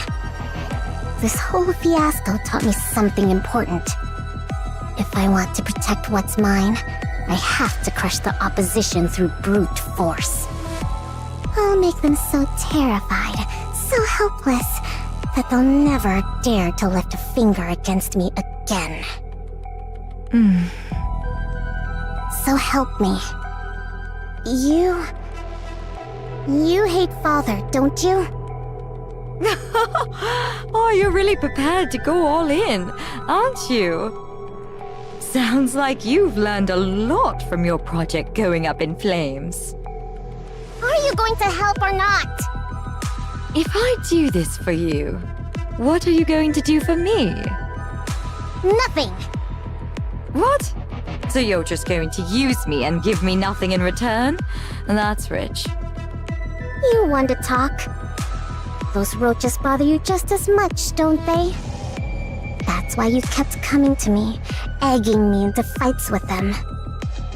You want me to get rid of them. And what makes you think that? If you wanted my position, you'd have taken me down long ago. You've had plenty of time and reasons to do it. But you didn't. That means you're thinking the same thing I am. Tell me I'm wrong. Looks like you figured me out. Also, I would like to add, I feel like you would rather spend more time at the MMR than be up here. There's that too. You're right. I loathe those vermin just as much as you do. Acting as father's eyes. Just the thought of it makes me want to grind every last one of them to a pulp. Sure, I'll help you. Where do I start? Sewan! Maxwell! It's an emergency! I'm sure it is. Quick, we must help, Laplace. There's no one in the dorms! Everyone packed up and left! Stop shouting. We already know, so get over here. You know? Laplace comes over to Maxwell and Tsuyin. Everyone who was left took their compensation and chose to be turned into ordinary Nikkes. I see. I thought at least one or two would stick around, but none did. It's fine. We wouldn't be able to make anything but scrap metal with that kind of trash. Scrap metal? Tsuyin, how many times do I have to tell you not to talk like that? I'm just calling them what they are. What else should I call them? Tsuyin, no, that's very bigoted of you. Stop, there's a Nikke in here. Worthless failures like those aren't Nikkes. Not just anyone gets to be called a Nikke. This whole thing has made that clear to me. Real Nikkes are different from scrap metal. They don't lose their memories just because their body's been swapped out. Nikkes have the power, the superhuman power, to overcome anything thrown at them. They're goddesses, the Fixery! It's a name fit only for a precious few, like the heroes I'm going to make. Ah, so if they're precious, they're Nikkes, and if not, they're scrap metal? Ugh, enough. See, now you've got Laplace picking it up too. Anyway, that's not important. What matters now is that our project is devoted to a single person. Just one person? That's right. Until the first Matisse squad is complete, this project will be focused on further developing just one person. You. What? There are no other candidates. You're both the first and the only member of Matisse right now. If we manage to get you up to the proper specs, the project will be a success. If not, it'll be a failure. We'll determine which it is in a month from now. You will bring down a Tyrant-class Rapture by yourself. A Tyrant-class Rapture? All by herself? Do you really think that's possible? It has to be. It'll take at least that much to prove to the world that you're a hero. Why not? Why not a bunch of raptors? I feel like that would be even cooler than that. Than taking down the Tyrant class Rapture. Like, why sell for one when you could sell for hundreds? Yes. You think you can do it? I can do it. I mean, I'm going to do it. I have to become a hero. Good. Then let's get started.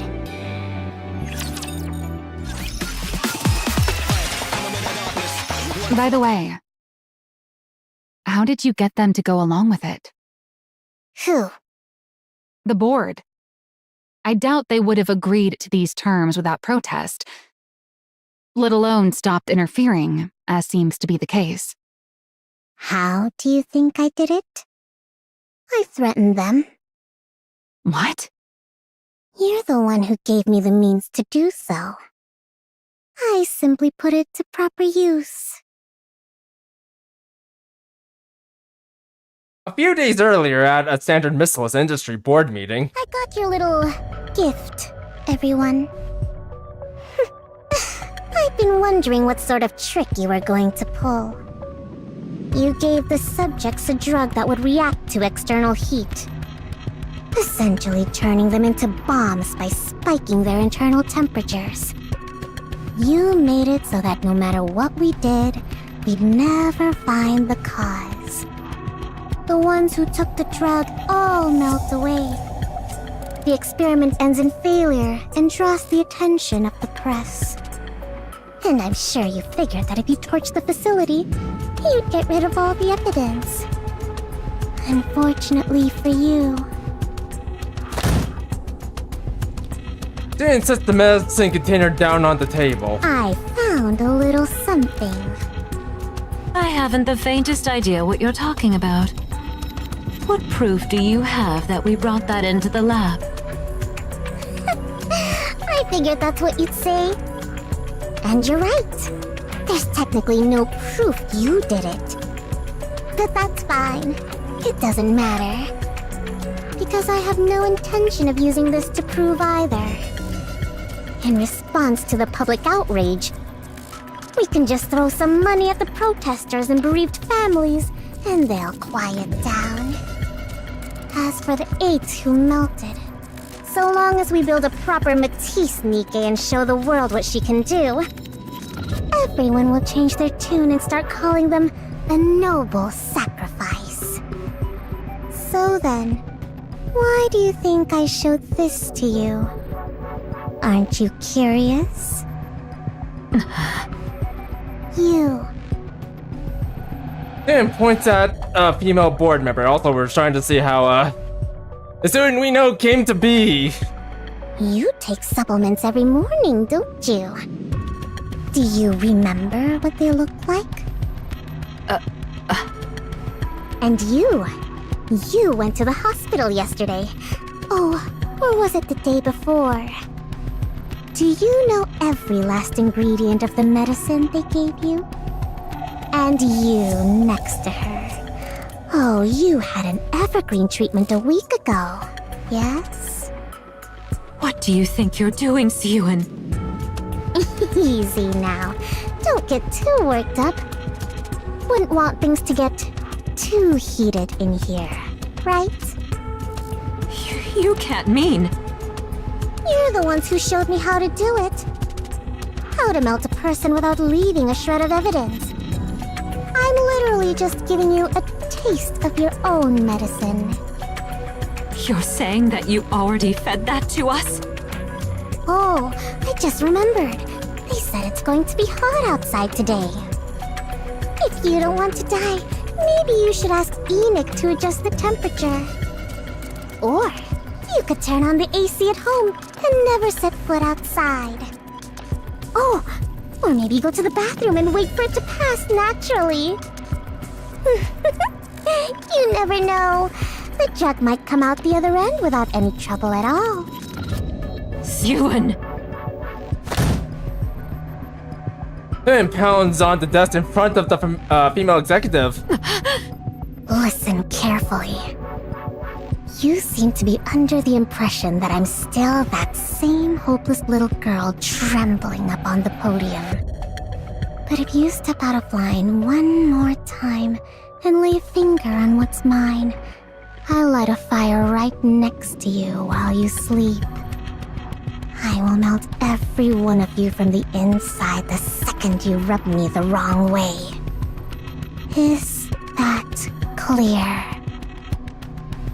The room falls silent. Finally, a little peace and quiet in here. Well then, do pray for my project's success. I'm sure even good-for-nothings like you can manage that, right? You mean those pills? Yeah. One look at the container and they all practically wet themselves, saying they'd never pull anything like that again. So they just admitted to it. What were they going to do? Deny it? I already knew. Yeah, I guess that's true. If you already know as the CEO, then there's not much they can do. Regardless, I'll be ramping up security way more than before, so you won't have to worry about... Breaking news. This morning, a female executive of Miscellus Industry identified only as Miss A was discovered dead at her home. Reports indicate she was found lying in bed with burns caused by extreme heat covering her entire body. This shocking turn of events comes... What? Burns all over her body? That sounds exactly like... Oh my, what a vicious world we live in. And one of our executives, no less. Whoever did it must have really hated her. Maybe she should have treated people better. Suen, What? What are you getting all serious for? you said you only threatened them, right? Of course. What? You think I went to their houses and set them on fire? When would I have even had time for that? That's true. You've been so swamped with Matisse that there's no way you could have done it. I agree, Maxwell. It's a way Suen could have done it. It's not like Jian did something, right? Look, I just reminded them of who they're dealing with so they'd get in line. No, really. Look at you, all grown up now. Confronting the board and bringing the hammer down on them. You're starting to sound like a proper CEO. I guess I can't call you a pipsqueak anymore. Were you still thinking of me as a kid this whole time? Maxwell pats Suen on the head. That's a yes. Just keep doing what you're doing, okay? Maxwell? Why are you talking like that? You sound like you're planning on leaving. No, it's just... when the lab caught fire and I was trapped inside. I wasn't expecting Laplace to come save me. I figured I might die, and all sorts of thoughts started to run through my mind. Like, how I won't be able to be by your side forever. And honestly, that's how it should be if you're ever going to stand on your own 2 feet. Why would you think that? Come on. Have you ever thought about how old I am? Sure, Evergreen keeps me as limber as I was in my younger days. But believe it or not, I've been here at Miscellus since your father's day. And since I'm only human, there'll come a time when my mind starts to age. When that happens, I'll have to hand this post over to someone young, whose intellect is still sharp. Then I'll take my fat severance package and go throw money around on Royal Road, bragging about how I have dinner every weekend with the CEO of Miscellus. Then I'll go off of Evergreen, grow old gracefully, and die a peaceful death. Isn't that how it should be? I don't know. Instead of dwelling on that sort of thing, you should put your mind to upgrading Laplace's weapons. Don't be thinking about retirement already. Right, of course. We haven't even finished our cheeky pipsqueak of a CEO's first hero. I gotta do my best to make sure she turns out perfect. Maxwell rises from her seat. Yeah, you're right, Maxwell. You need to make sure she's taken care of. Right, Mom? All right. Now that the weapon adjustments are done, what do you say we get this project rolling again? After Project Matisse resumes, Suen builds an entirely new research team, choosing based purely on ability. Or based purely on ability, rather. Applause, the only participant left. has her body personally readjusted by Cian and Maxwell. Now, we're going to inject electrical energy to push your core's output to its maximum. Do you remember the injections you had before you got this body? Yeah, they made me nauseous and it felt like my insides were burning. Right. That injection was meant to give you a preview of the procedure to determine whether you could handle it. This new one will be several times worse than that one. It'll feel like your body's being torn apart. Oh, I see. Are you ready? Of course. Then let's begin. Then presses in the injection button. Energy begins to flow, flowing in through the tube plugged into Laplace's spine.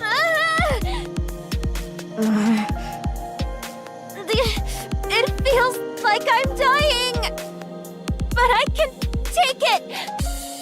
Good. Just hold out a little longer. We have to do this to bolster your energy output. Got it.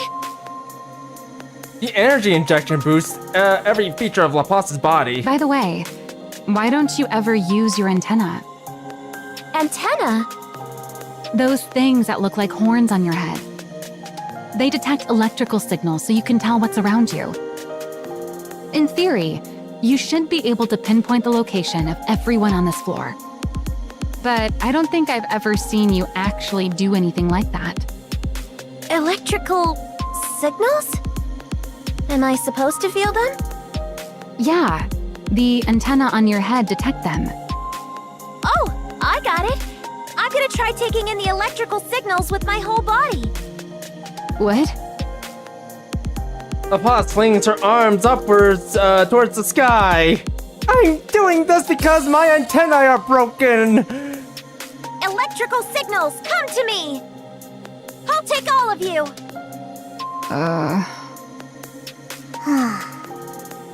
I'm starting to feel like this is a waste of good tech. Does she really need something so refined? No, let's save it for whoever's next. Good idea. They overhaul the body's essential components to better suit Laplace. After a long time filled with a great deal of effort, the day of the last test finally arrives. Behold, Laplace 1.0. Fitted with a new Nikke body specifically tailored to her, Laplace stands at the center of the simulation room. All right, we're proceeding with the final test. Are you ready? Of course. I'm feeling extremely good about my new body. I get that you're excited, but you've got to take this seriously. It's the last test before you head out for a real battle. Of course.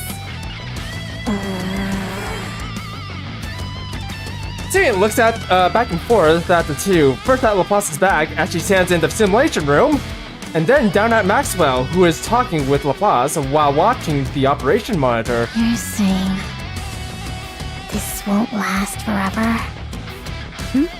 What was that, Suen? Nothing. Don't worry about it. Just do your best. You got it, Suen. I'm gonna give it all I got. All right, let's get started. I'm ready. Initiating simulation. Yeah! Last day of the test, Laplace descends to the surface. So this is the surface. Excited you get to see it in person? You bet. I thought the sky up here would be just like the arcs. Laplace looks up at the But sky. it's completely different. Even the air feels cleaner. I never expected I'd get to come to a place like this. It's really like a dream. Laplace closes her eyes. A back alley steeped in gray unfolds before her. Within it stands a girl. A small girl covered in countless bruises beneath her tattered clothes. The small girl cries out, Hero! Hero! Please! Help me! Hero! everyone turns away from her. Usual buzzkill. Both the powerless and the powerful alike, as well as the Nikkes, they all walked away, leaving the girl behind in the rain. Laplace opens her eyes. She looks down at her hands. She no longer sees the hands of that little girl. They are now the hands of a Nikke, made with the greatest technology in the world. Laplace clenches her fists. No longer is she the helpless girl stuck in that back alley, or the defenseless child unable to stand up against violence, or the powerless victim who cried out for a hero. Now she's a Nikke who hears the voices of those calling for help, who watches villains with her own two eyes, and holds the power to save the weak. For all of those who believed in her and made her what she is, she has to become the strongest hero out there. She has to prove that's who she is. Only then can she tell everyone the truth. That the power exists to protect the powerless. That the strong must never turn away from the weak. And that evil is a thing that must be defeated. Also, that the whole world should look upon Nikkes as heroes and villains, and that it must become a place in which the weak can call out to Nikkes for help. Which is why every Nikke must become a hero, including Drake. He must prove that this is the true meaning of justice. Only then will there no longer be any little girls who get cast out and left alone in the rain. If she continues to press forward one step at a time, she can change the world. High-class energy reaction confirmed up ahead. Vibration pattern analysis points to a harvester. Laplace fixes her gaze ahead.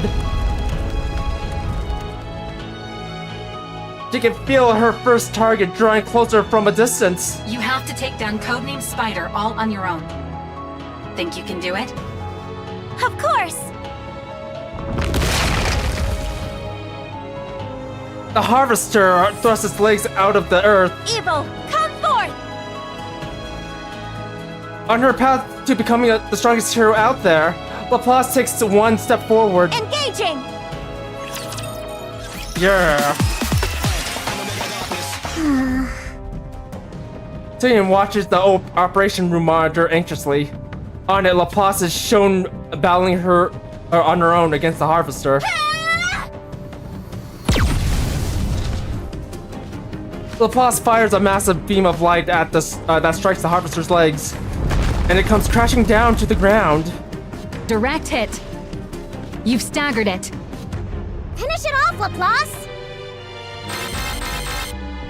What the? Oh, you've gotta be kidding. Did they hear that thing go down?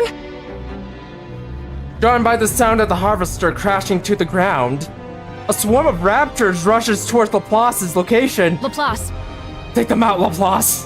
a raptor swarm is coming your way. They're low level, but there's a whole lot of them. Yeah, take them all out, just like in that one scene from a while ago. Can you go take them out? Of course! Laplace charges straight for the raptor horde. Tyrion clenches her fists in anxiety.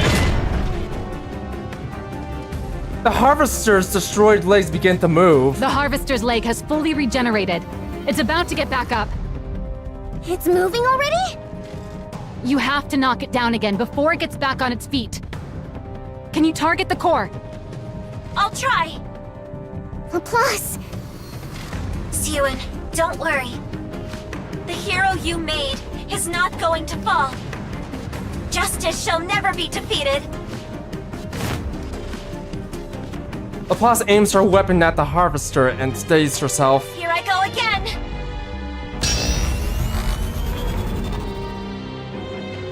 Light gathers at the muzzle of Laplace's gun. She already pushed her output to the limit with that shot earlier. She's going to try it again? Tyrion thinks, what are the odds of Laplace winning? No matter how much he runs the numbers in her head, no clear answer comes. What does come is a perplexing, preposterous, and unscientific sense of faith. which gives her an irrational answer. It tells her that her hero... Here and now, I will prove that justice prevails! Laplace fires an enormous beam of light that speeds towards Harvester's core. Her hero is sure to win. Harvester eliminated. Mission complete. She really did it. A tyrant class. All by herself. She took it down all by herself. On screen, Laplace thrusts her hands towards the sky. Evil, come forth! No matter what torment you inflict on others, so long as I still stand, hope will never be extinguished. Justice shall never be defeated. Then Datsune once again realizes that she has made a true Nikke. The hero is victorious! Datsune smiles as she watches Laplace gaze confidently towards the camera. Laplace's declaration marks the moment that Project Matisse became a success. Also, monster? Also, I know we're kind of over time, but I'm going to keep going. Citizens of the Ark, it's been a while. Yeah, we're going to keep going until we get all of this done. Now, I actually remember we still have to do the epilogue too, so we're going to do that as well. A few months have passed since our project was announced. I'm sure you've all heard a fair amount of news about Project Matisse during that time. While it is regrettable that not all of it has been positive, the attention it's received shows just how important the project is. Now, with such a popular project underway, what could have possibly caused me to address you here today? It must mean we've got some results to share with you, right? There are some out there who already know. But allow me to introduce her to everyone else. Behold, Misillus Industries' very first hero Nikke, Laplace. Your hero is here! Laplace lands on the stage heroically to cheers from the crowd. Citizens of the Ark, it's good to meet you. My name's Laplace. I hope for the day when everyone will once again regard Nikkes as heroes. To that end, and from this day forward, Matisse will be protecting the Ark. I will be protecting the Ark as the strongest hero there is. Hear that? She has a great voice, huh? I am here today to announce that Misillus Industry, with me, Suen at its helm, will continue to produce Nikkes of a brand new caliber. I'll devote everything I have to making new heroes to save the Ark. Anyone who wishes to join Matisse can apply at any time. Project Matisse is always waiting for new heroes. Applause fills the conference hall as Suen and Laplace shine brilliantly beneath the stage lights. Completely gone is any trace of the child who once hid weeping in the secluded break room. She's really all grown up now. Great job, Pipsqueak. Maxwell smiles as she watches. Maxwell! Maxwell turns around. Save me! What's going... Suen! Suen is trying to kill us all! What? Did you see that, Maxwell? Everyone's beyond thrilled about Laplace. The project's a resounding success.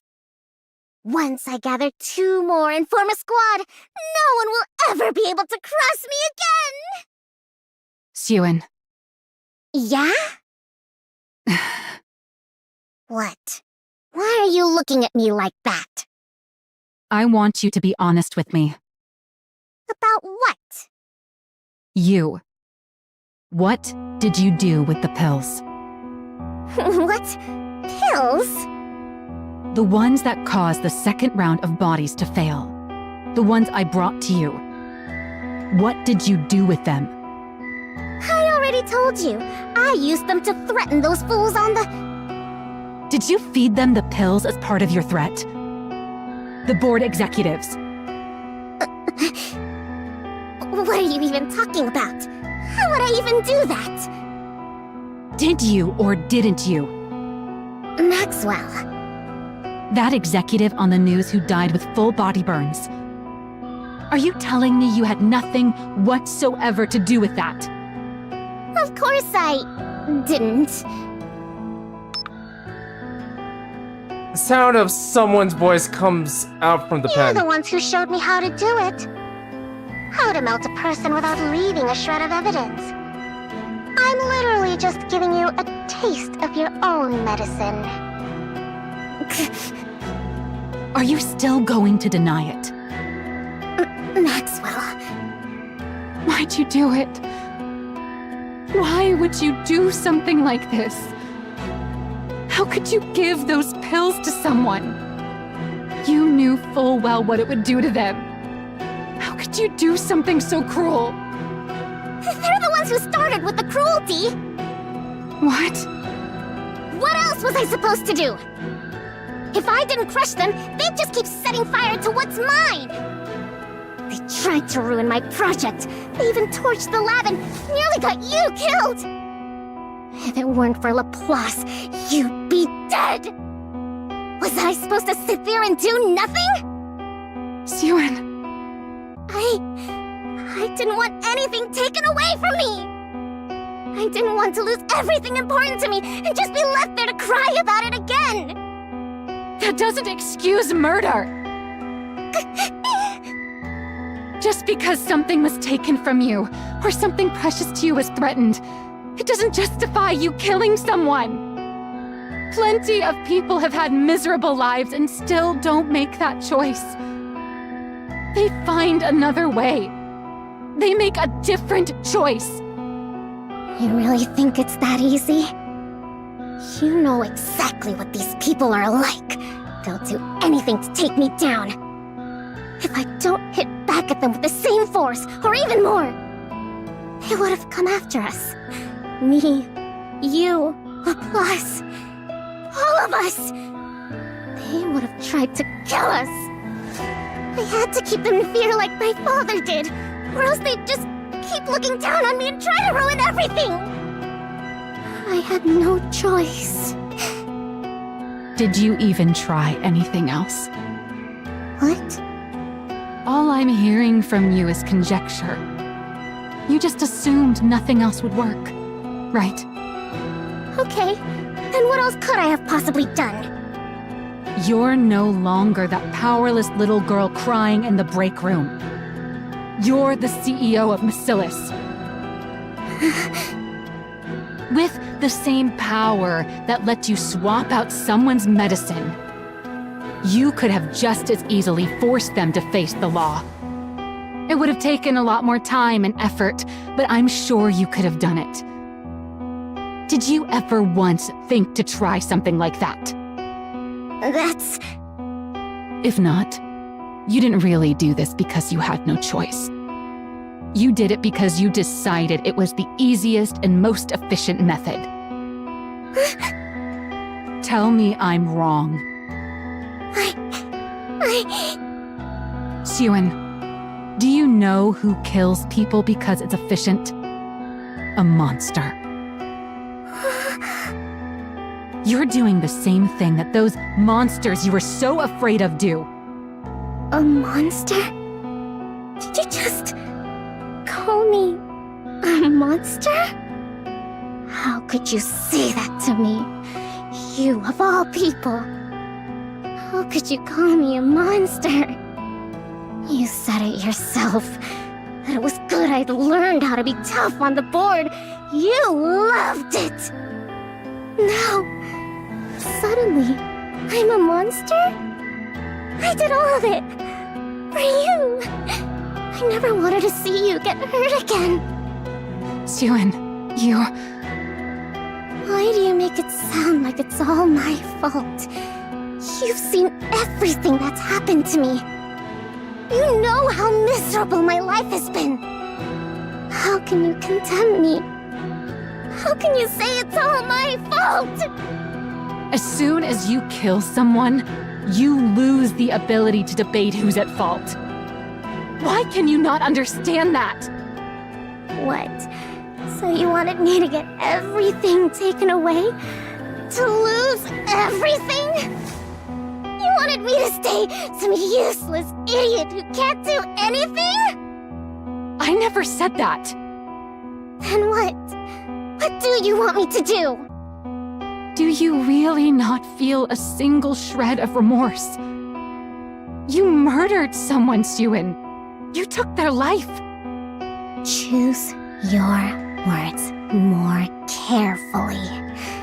It's not like I did it myself. Ordering a killing is still murder. No, I never ordered anyone killed. I only had someone administer the drug. What? How does that make it murder? What? I gave them a warning. I told them to be careful of being anywhere too hot. She didn't listen to me. She pulled the trigger herself. Just then, a moment from the past resurfaced in Maxwell's mind. Jian! Everyone born into Macilis is the same. They're either a monster, or they fall short of becoming one. You think the small one is any different? Is that so? I wonder if you'll still be able to say that once time has passed. If you can't bring yourself to leave the small one's side, the day will come when you'll realize the truth in my words. He was right all along. You're just another monster from Macilis. When all's said and done. Maxwell? Maxwell walks over to Suyen's desk and slams down her letter of resignation. Uh-oh. This. Your resignation? You're leaving me? If you'd shown a shred of remorse, or even a little fear, I was just going to take the letter back home with me. But no. You don't see anything wrong with what you did. Nothing. That's... I can't do it. I don't want to watch you fall apart any further. You said it yourself. I know all about your life. You're right. I was always there with you. Partly because I felt bad for you, but mostly because I found you admirable. Really remarkable. Do you know why? Because you fought to live as a human inside this monstrous place. I wanted to help you in any way I could. So I staked my entire life on you. But that's not the case anymore. You're no longer trying to live as a human. Seeing the girl I staked my life on slowly turn into a monster, that's not something I want to watch. It's not something I could ever watch. Maxwell. I'm not going to report you. I'm sure you could ensure it gets buried even if I did, with all the power you have now. But, Suen, when you do something wrong, there's always a price to pay. It might not be immediate, but it will definitely come. So just stop now, while you still can. Don't let yourself become any more of a monster. Maxwell. Take care, Suen. Maxwell! Well, Maxwell walks out.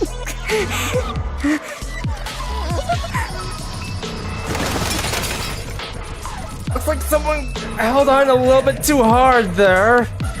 I should have warned her that the harder you squeeze onto someone, the more they'll slip through your fingers.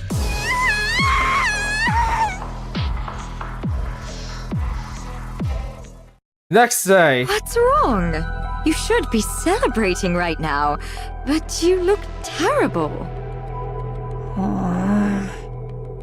Everything you wanted came true. The project is a success. You've got the entire board under your thumb. Applicants for Matisse have doubled.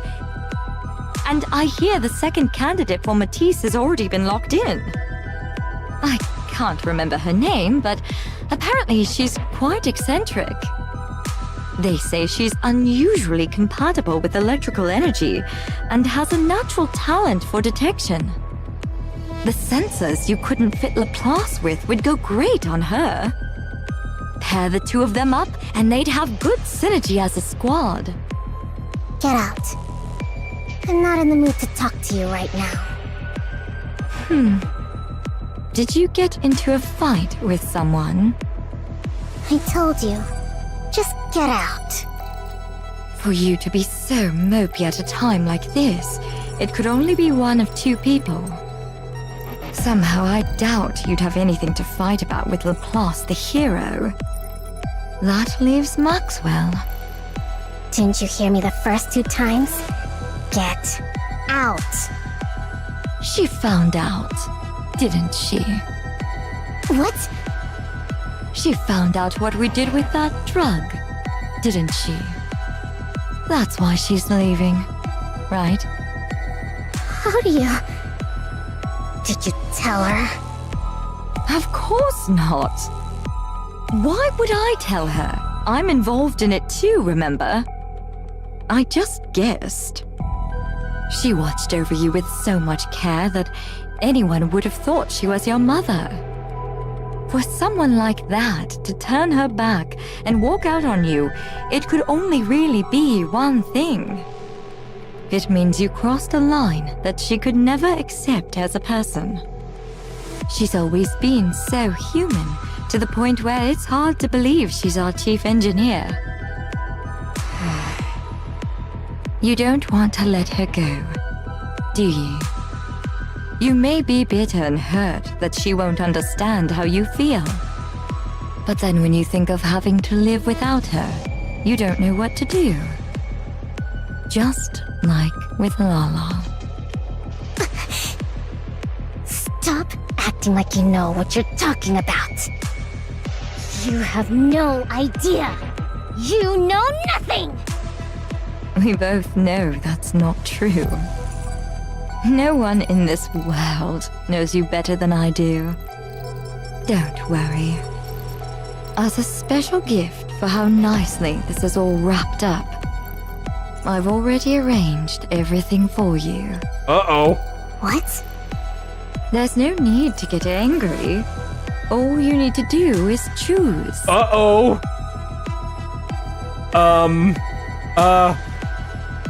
Maxie, watch out. Either keep her by your side forever, or let her go.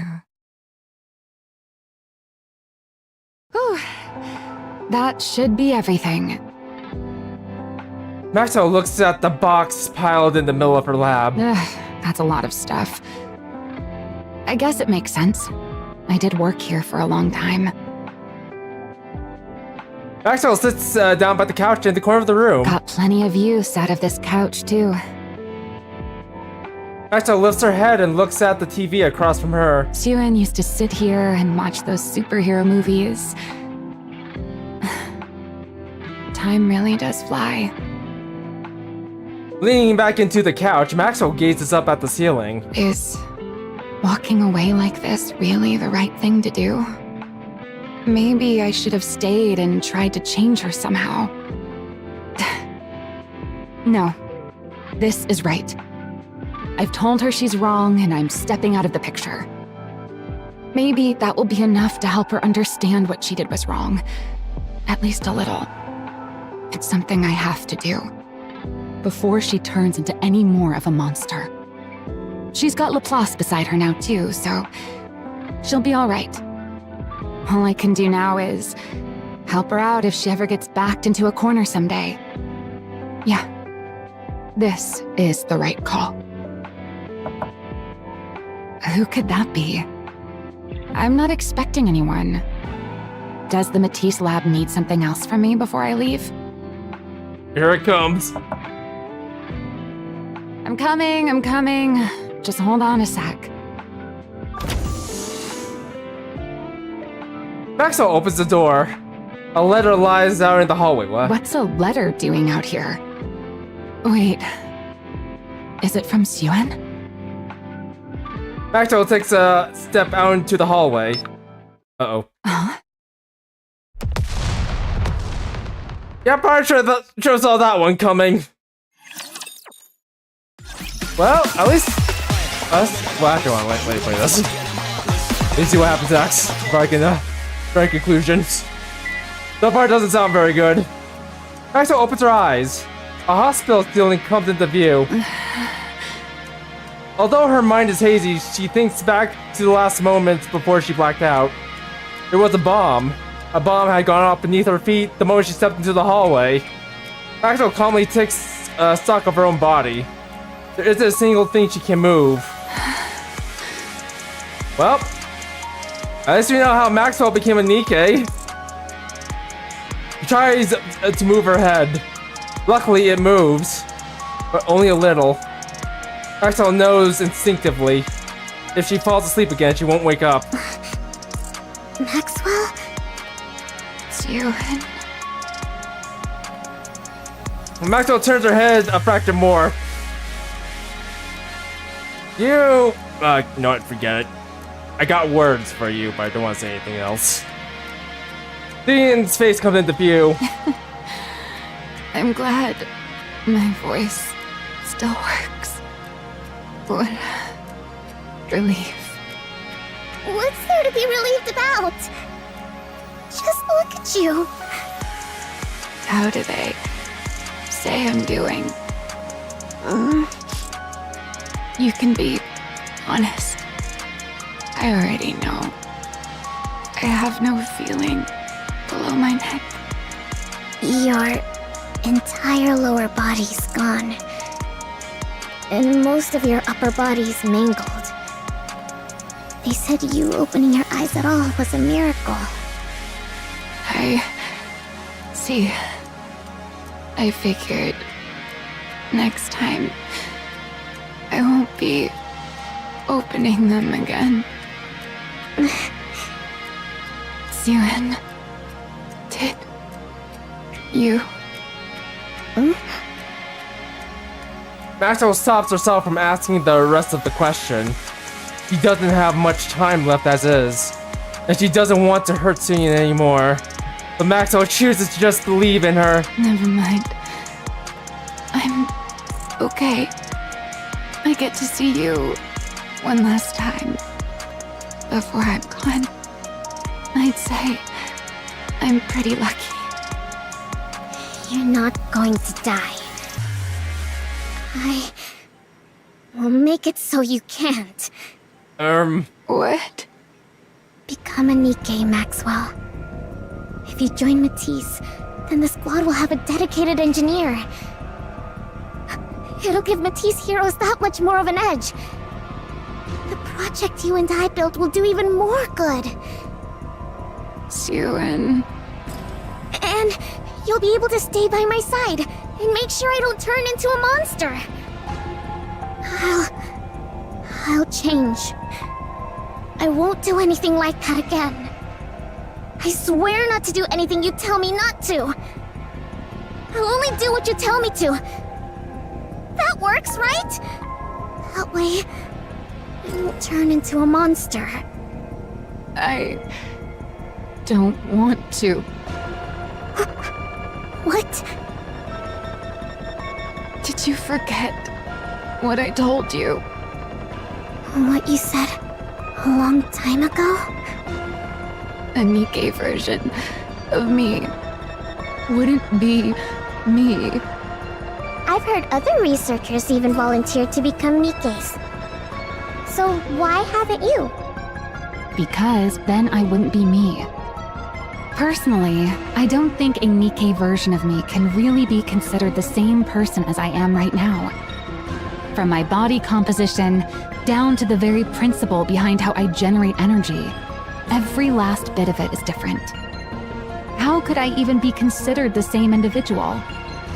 Of course, if you believe memories define an individual, then a Nikke made for me would still carry the same memories and thought process as I do. So you could argue I would still be myself. But there's always the chance that even the tiniest detail could be different. And even that slight margin of error is enough that I could never accept that thing as truly me. Do you remember? I remember. Then you know why. I remember, I do! But it's still better than you dying. And it's better than you not being here by my side. It's the same for you, right? You'd rather become a Nikke and be by my side than die, wouldn't you? We can be together for the rest of our lives. Nikkes can't die after all. So please, stay with me. I'll do better. I'll never make a choice like that again. Please, become a Nikke. Okay, first of all, that last part is the lie, and second of all, I think you're just doing Maxwell, or you're just stalling. You... Oh, from where I stand, you're the most fitting one of all. Fitting for what? With how affectionate you are, you'd be the perfect catalyst for driving the small one over the edge. He was right about that, too. You're already past the point of no return. You've become a monster. Do you regret meeting me? Am I not welcome here anymore? Do I have to leave? Hey, Pipsqueak. I'll stock up on snacks, so stop by again sometime. Okay. Maxwell clenches her teeth. No, I can't let it end like this. I can't give up. If I'm going to be turned into a Nikke regardless, then I need to at least make these last moments count. Otherwise, there will really be no turning back. She'll become a complete monster. It doesn't matter if what I leave behind is a wound that lingers in her heart for the rest of her life. So long as it's a wound that will keep her human. It has to be something so sharp that she never forgets it. Only then can I let myself go. Siren, do you remember when we first met? You were crying in the break room. Why are you bringing that up now? Do you remember why you were crying? Why else? Because Jian turned Lala into a Nikke without asking for... You're doing the exact same thing. The thing you found so horrifying. That's what you're doing to me. Maxwell, Look me straight in the eyes. With everything she has left, Maxwell meets Suyeon's gaze. Nikke Maxwell is a different person. No matter what you do, human Maxwell dies right here. Knowing that, do you still want to make me a Nikke?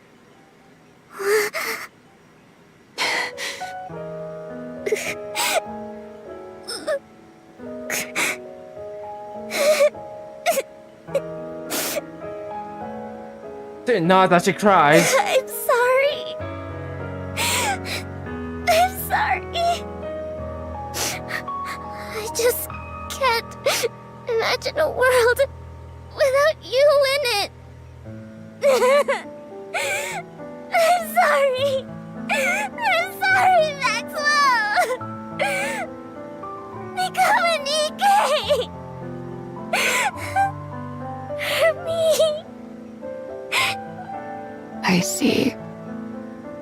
end, you're choosing to become a monster. In the end, you're choosing to kill me. Maxwell. But remember this. Even if you bring me back, you will never, ever get your Maxwell back. Maxwell closes her eyes. Fine. If that's your choice, then so be it. I'm making my choice too. One that hurts you. Even if it hurts you for your entire life, I won't let you turn into a monster. Oh, yes. Roger at a very critical point here, and, I'm going to need to compile all this information in my head, because a lot is happening here. I'll become the one regret you can never turn away from. And that will be the proof that you're still human. I'm sorry. I'm sorry. Goodbye, Suen. My frustrating little pipsqueak. That afternoon, a second Nikke is added to the Matisse squad. Her name is Maxwell. She is a mechanic, Nikke and former researcher with Bacillus. Nikke Maxwell opens her eyes. Hello, Suen. Maxwell. Do you remember me? What do you mean? Are you asking about human Maxwell's memories? Of course I remember those. You didn't wipe them after all. What? Why are you talking like that? Human Maxwell? That's you. What are you talking about? Human Maxwell is human Maxwell. And I'm me. From my body composition, down to the very principle behind how I generate energy, every last bit of it is different. How could I even be considered the same individual? Even with all your memories intact, you still feel that way? Well, I do have all of my past memories. What I feel isn't so much affection for you as your researcher friend, but rather gratitude towards you as my creator. It's not a feeling human Maxwell would have ever felt, right? Why are you saying that? You're not doing this on purpose, are you? Are you upset with me? On purpose? Of course not. Wait, is this something that would be considered by your standards as scrap metal behavior?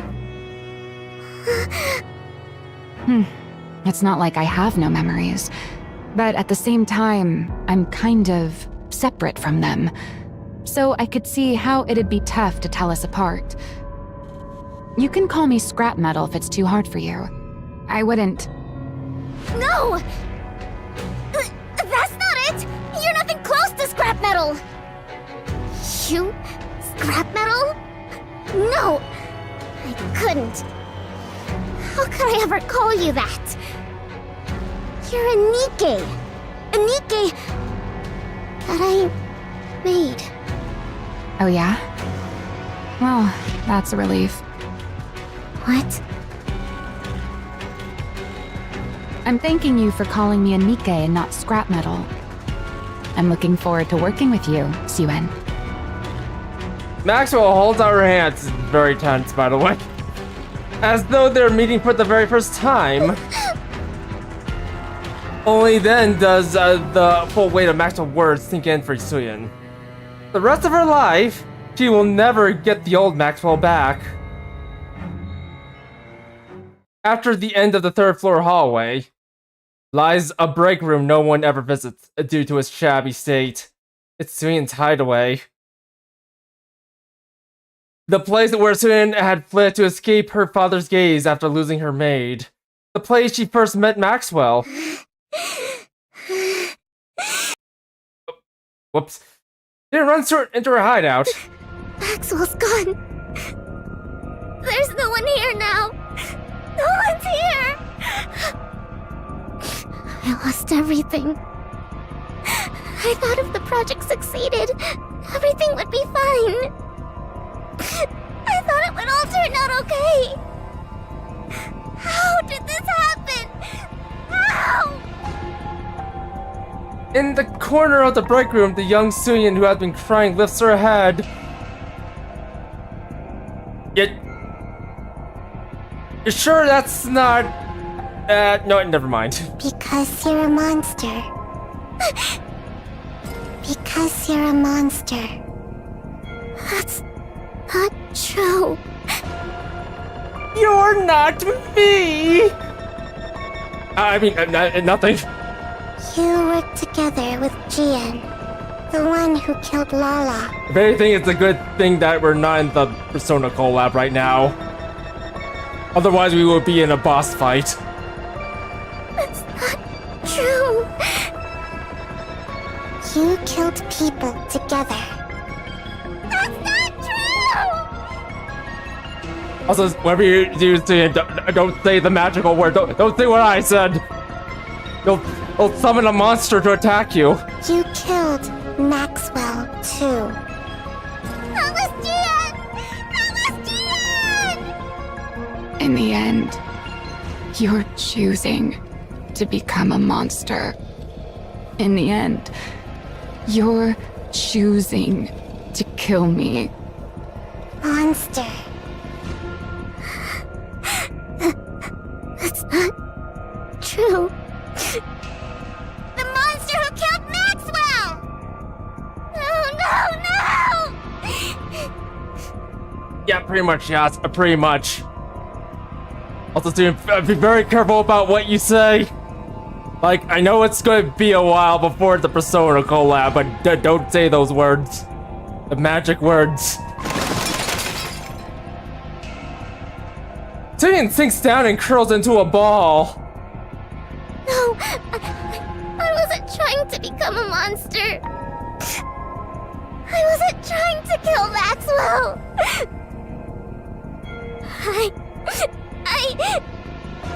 There was another reason.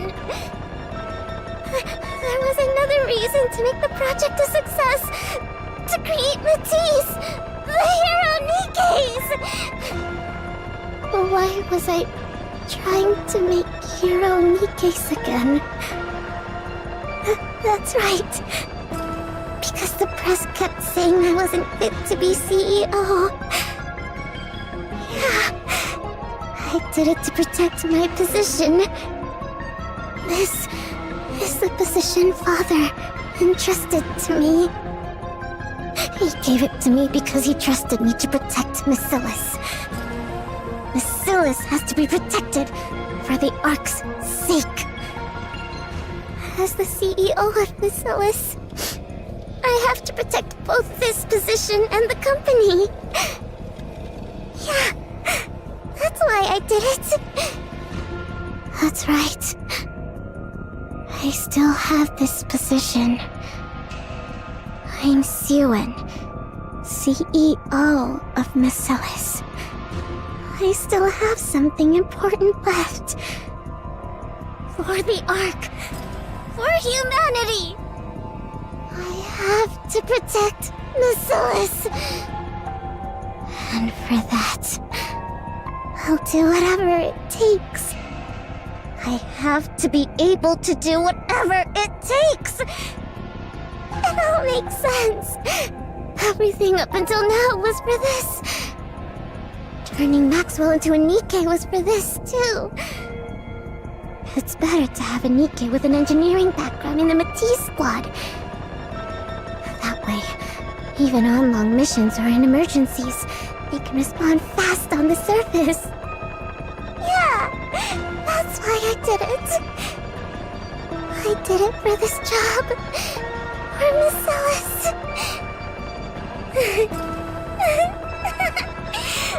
It's all been so simple all along.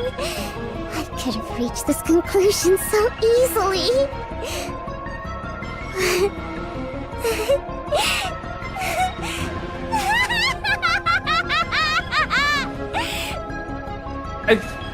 Okay, I'm gonna be honest. I've been holding my breath throughout that entire conversation, and I think Suyin just went off the deep end. For a second there, I thought she was turning to her father, but no, she's just going crazy. Like, this literally went from heartbreaking to scary now. Siwon? The boss, help! Help! Help the boss! Slap her out of it! I mean, snap her out of it! Suyin raises her head. I heard a loud noise, so I came to check. Are you alright? Applause? That's right. Applause. I still have you. The only one in the world who answered my call for help. My hero.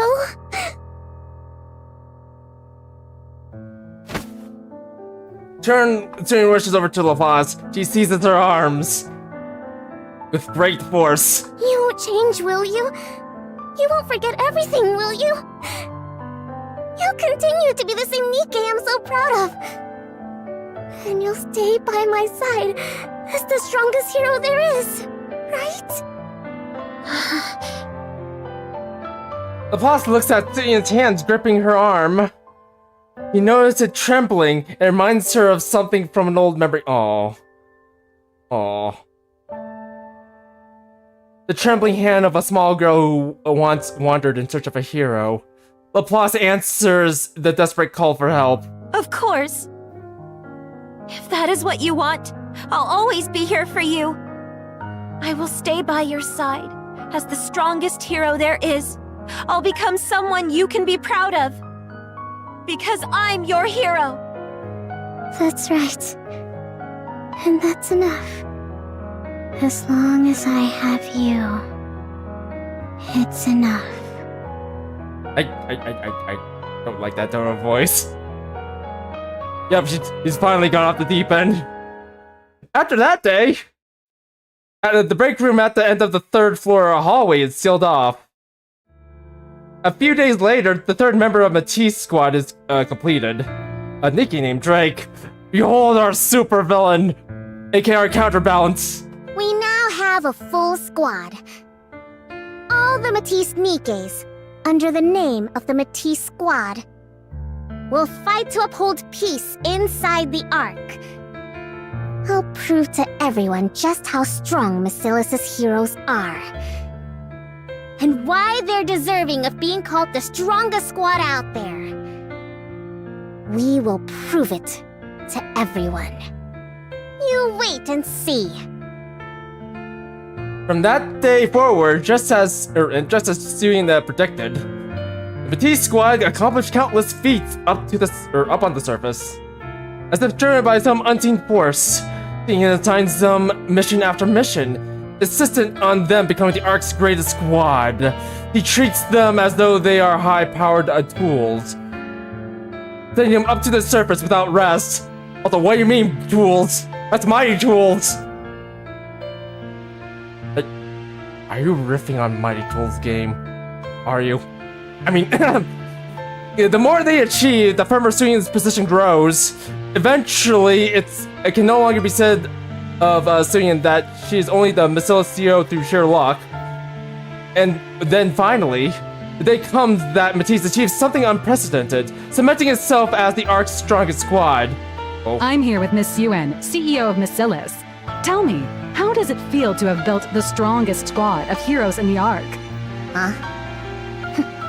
Great. Why wouldn't it be?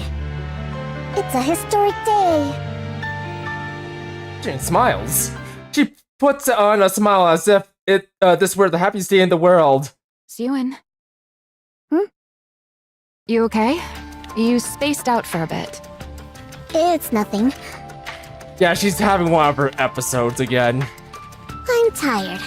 I must have dozed off for a second. Sure, Suyin, you crazy girl. Though there's not a therapy squad in the Ark, is there? That's exactly why I keep telling you to rest instead of coming here. Yeah, sure, rest. So about that therapy squad, do we have one here? Hello? Want me to bring you a snack? No. I'm fine. All right, suit yourself. Drake just got here. So, how about a group test? It's been a while since our last one. Siwin. Siwin, are you feeling sick? Laplace and Drake comes over to Maxwell and see, and also, Drake, I feel like you've been thrown under the bus a little bit, but you know what? Whatever. Look, I'm fine. Don't make such a fuss. Well, then why do you keep spacing out like that? Like, seriously, you didn't get much of a say in this entire event. Guy just meanders off, then comes back later. Is it because you're so pleased with the Nikkes you made? Jane looks at the heroes before her. Drake. That's super villain to you? Laplace. Maxwell. Sure. The greatest Nikke she made. Her heroes who guard her position. Yeah. I'm pleased. Good. Now how about you make more? Dr. Matisse end. Okay, we're not done here. I need to take care of one thing. I probably should have taken care of it earlier.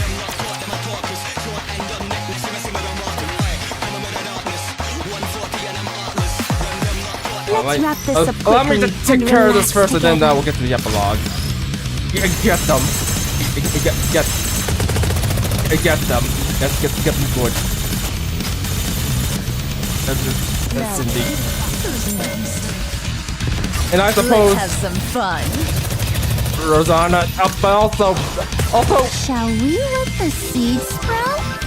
Okay, and Flora, you take care of it too. And Beautiful. Me, you, and the sea foam. yes.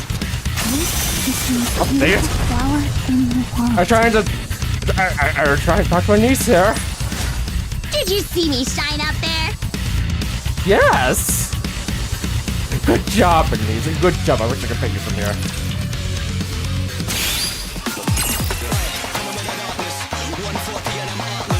All right. After this, we get the epilogue. What to check out? All right, get them. Get them. Especially you, Anise.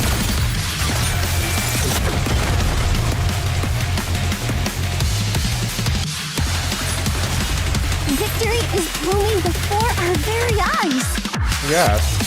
All right, let's check out this epilogue. Wow, it's been a really long time. Yes, who are we killing today? I can't remember the last time you reached out.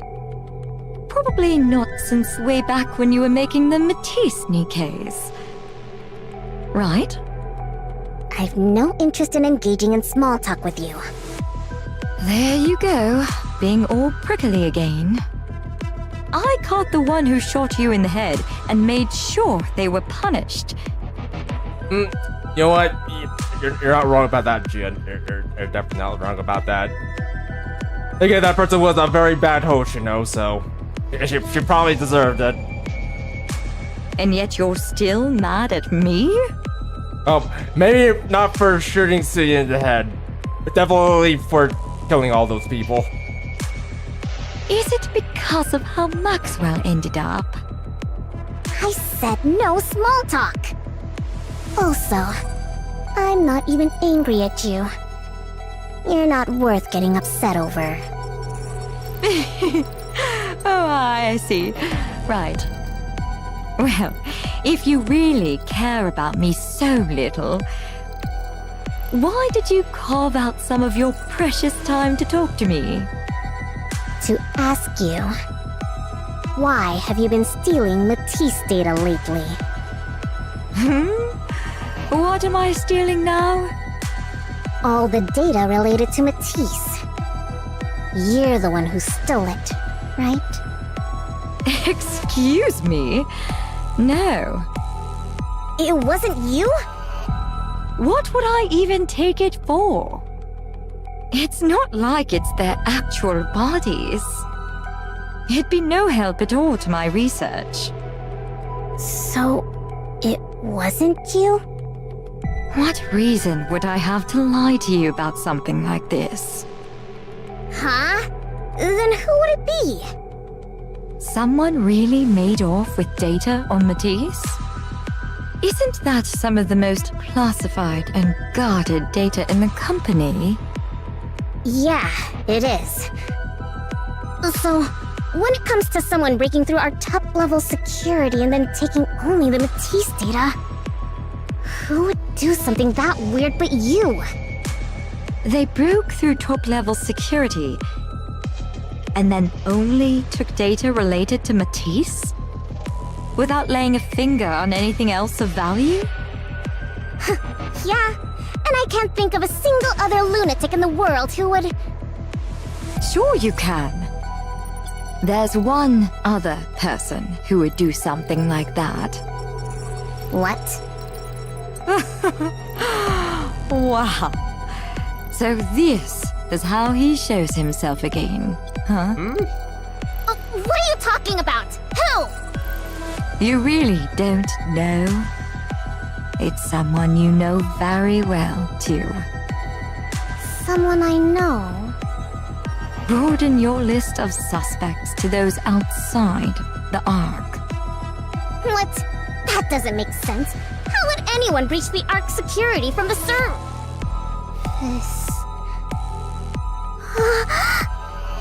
The only one who could breach the Ark's security and connect to its network is the same genius who built the Ark's communication system in the first place. Oh. Does that give it away? No way. Father? Oh. I had suspicion. Well, this got very interesting all of a sudden. Alright, well, I'm gonna have to take a look at a continuation of this, but man, this was one hell of an event. It was like one hell of an event. Yeah, I'm gonna need some time to decompress and figure out the information, but yeah, I do like the what's it called? I'm trying to remember. Oh yeah, the guitarist is like right in the middle of this story, like particularly right here. Or everything that comes into full circle. I did like that in the story. Yeah, there's one thing I do like about Nikke's writing is you do know how to make a good story. Most certainly. I think for now, we're gonna go ahead and call it quits for Nikke. I'll probably come back to do some other things. I don't know. It's depending on like what comes up. I actually might come back and try to wrap up a side story that we're still working on. But for now, I think I'm just gonna go ahead and call it quits. So yeah, if you guys enjoyed the stream, don't forget to leave a like, subscribe, hit the notification bell, and if you're watching as a VOD, feel free to leave a comment in the comment section down below. So without further ado, I'm gonna go ahead and end this here because we are 3 hours into this already. This was a very long event. But anyways, toodles.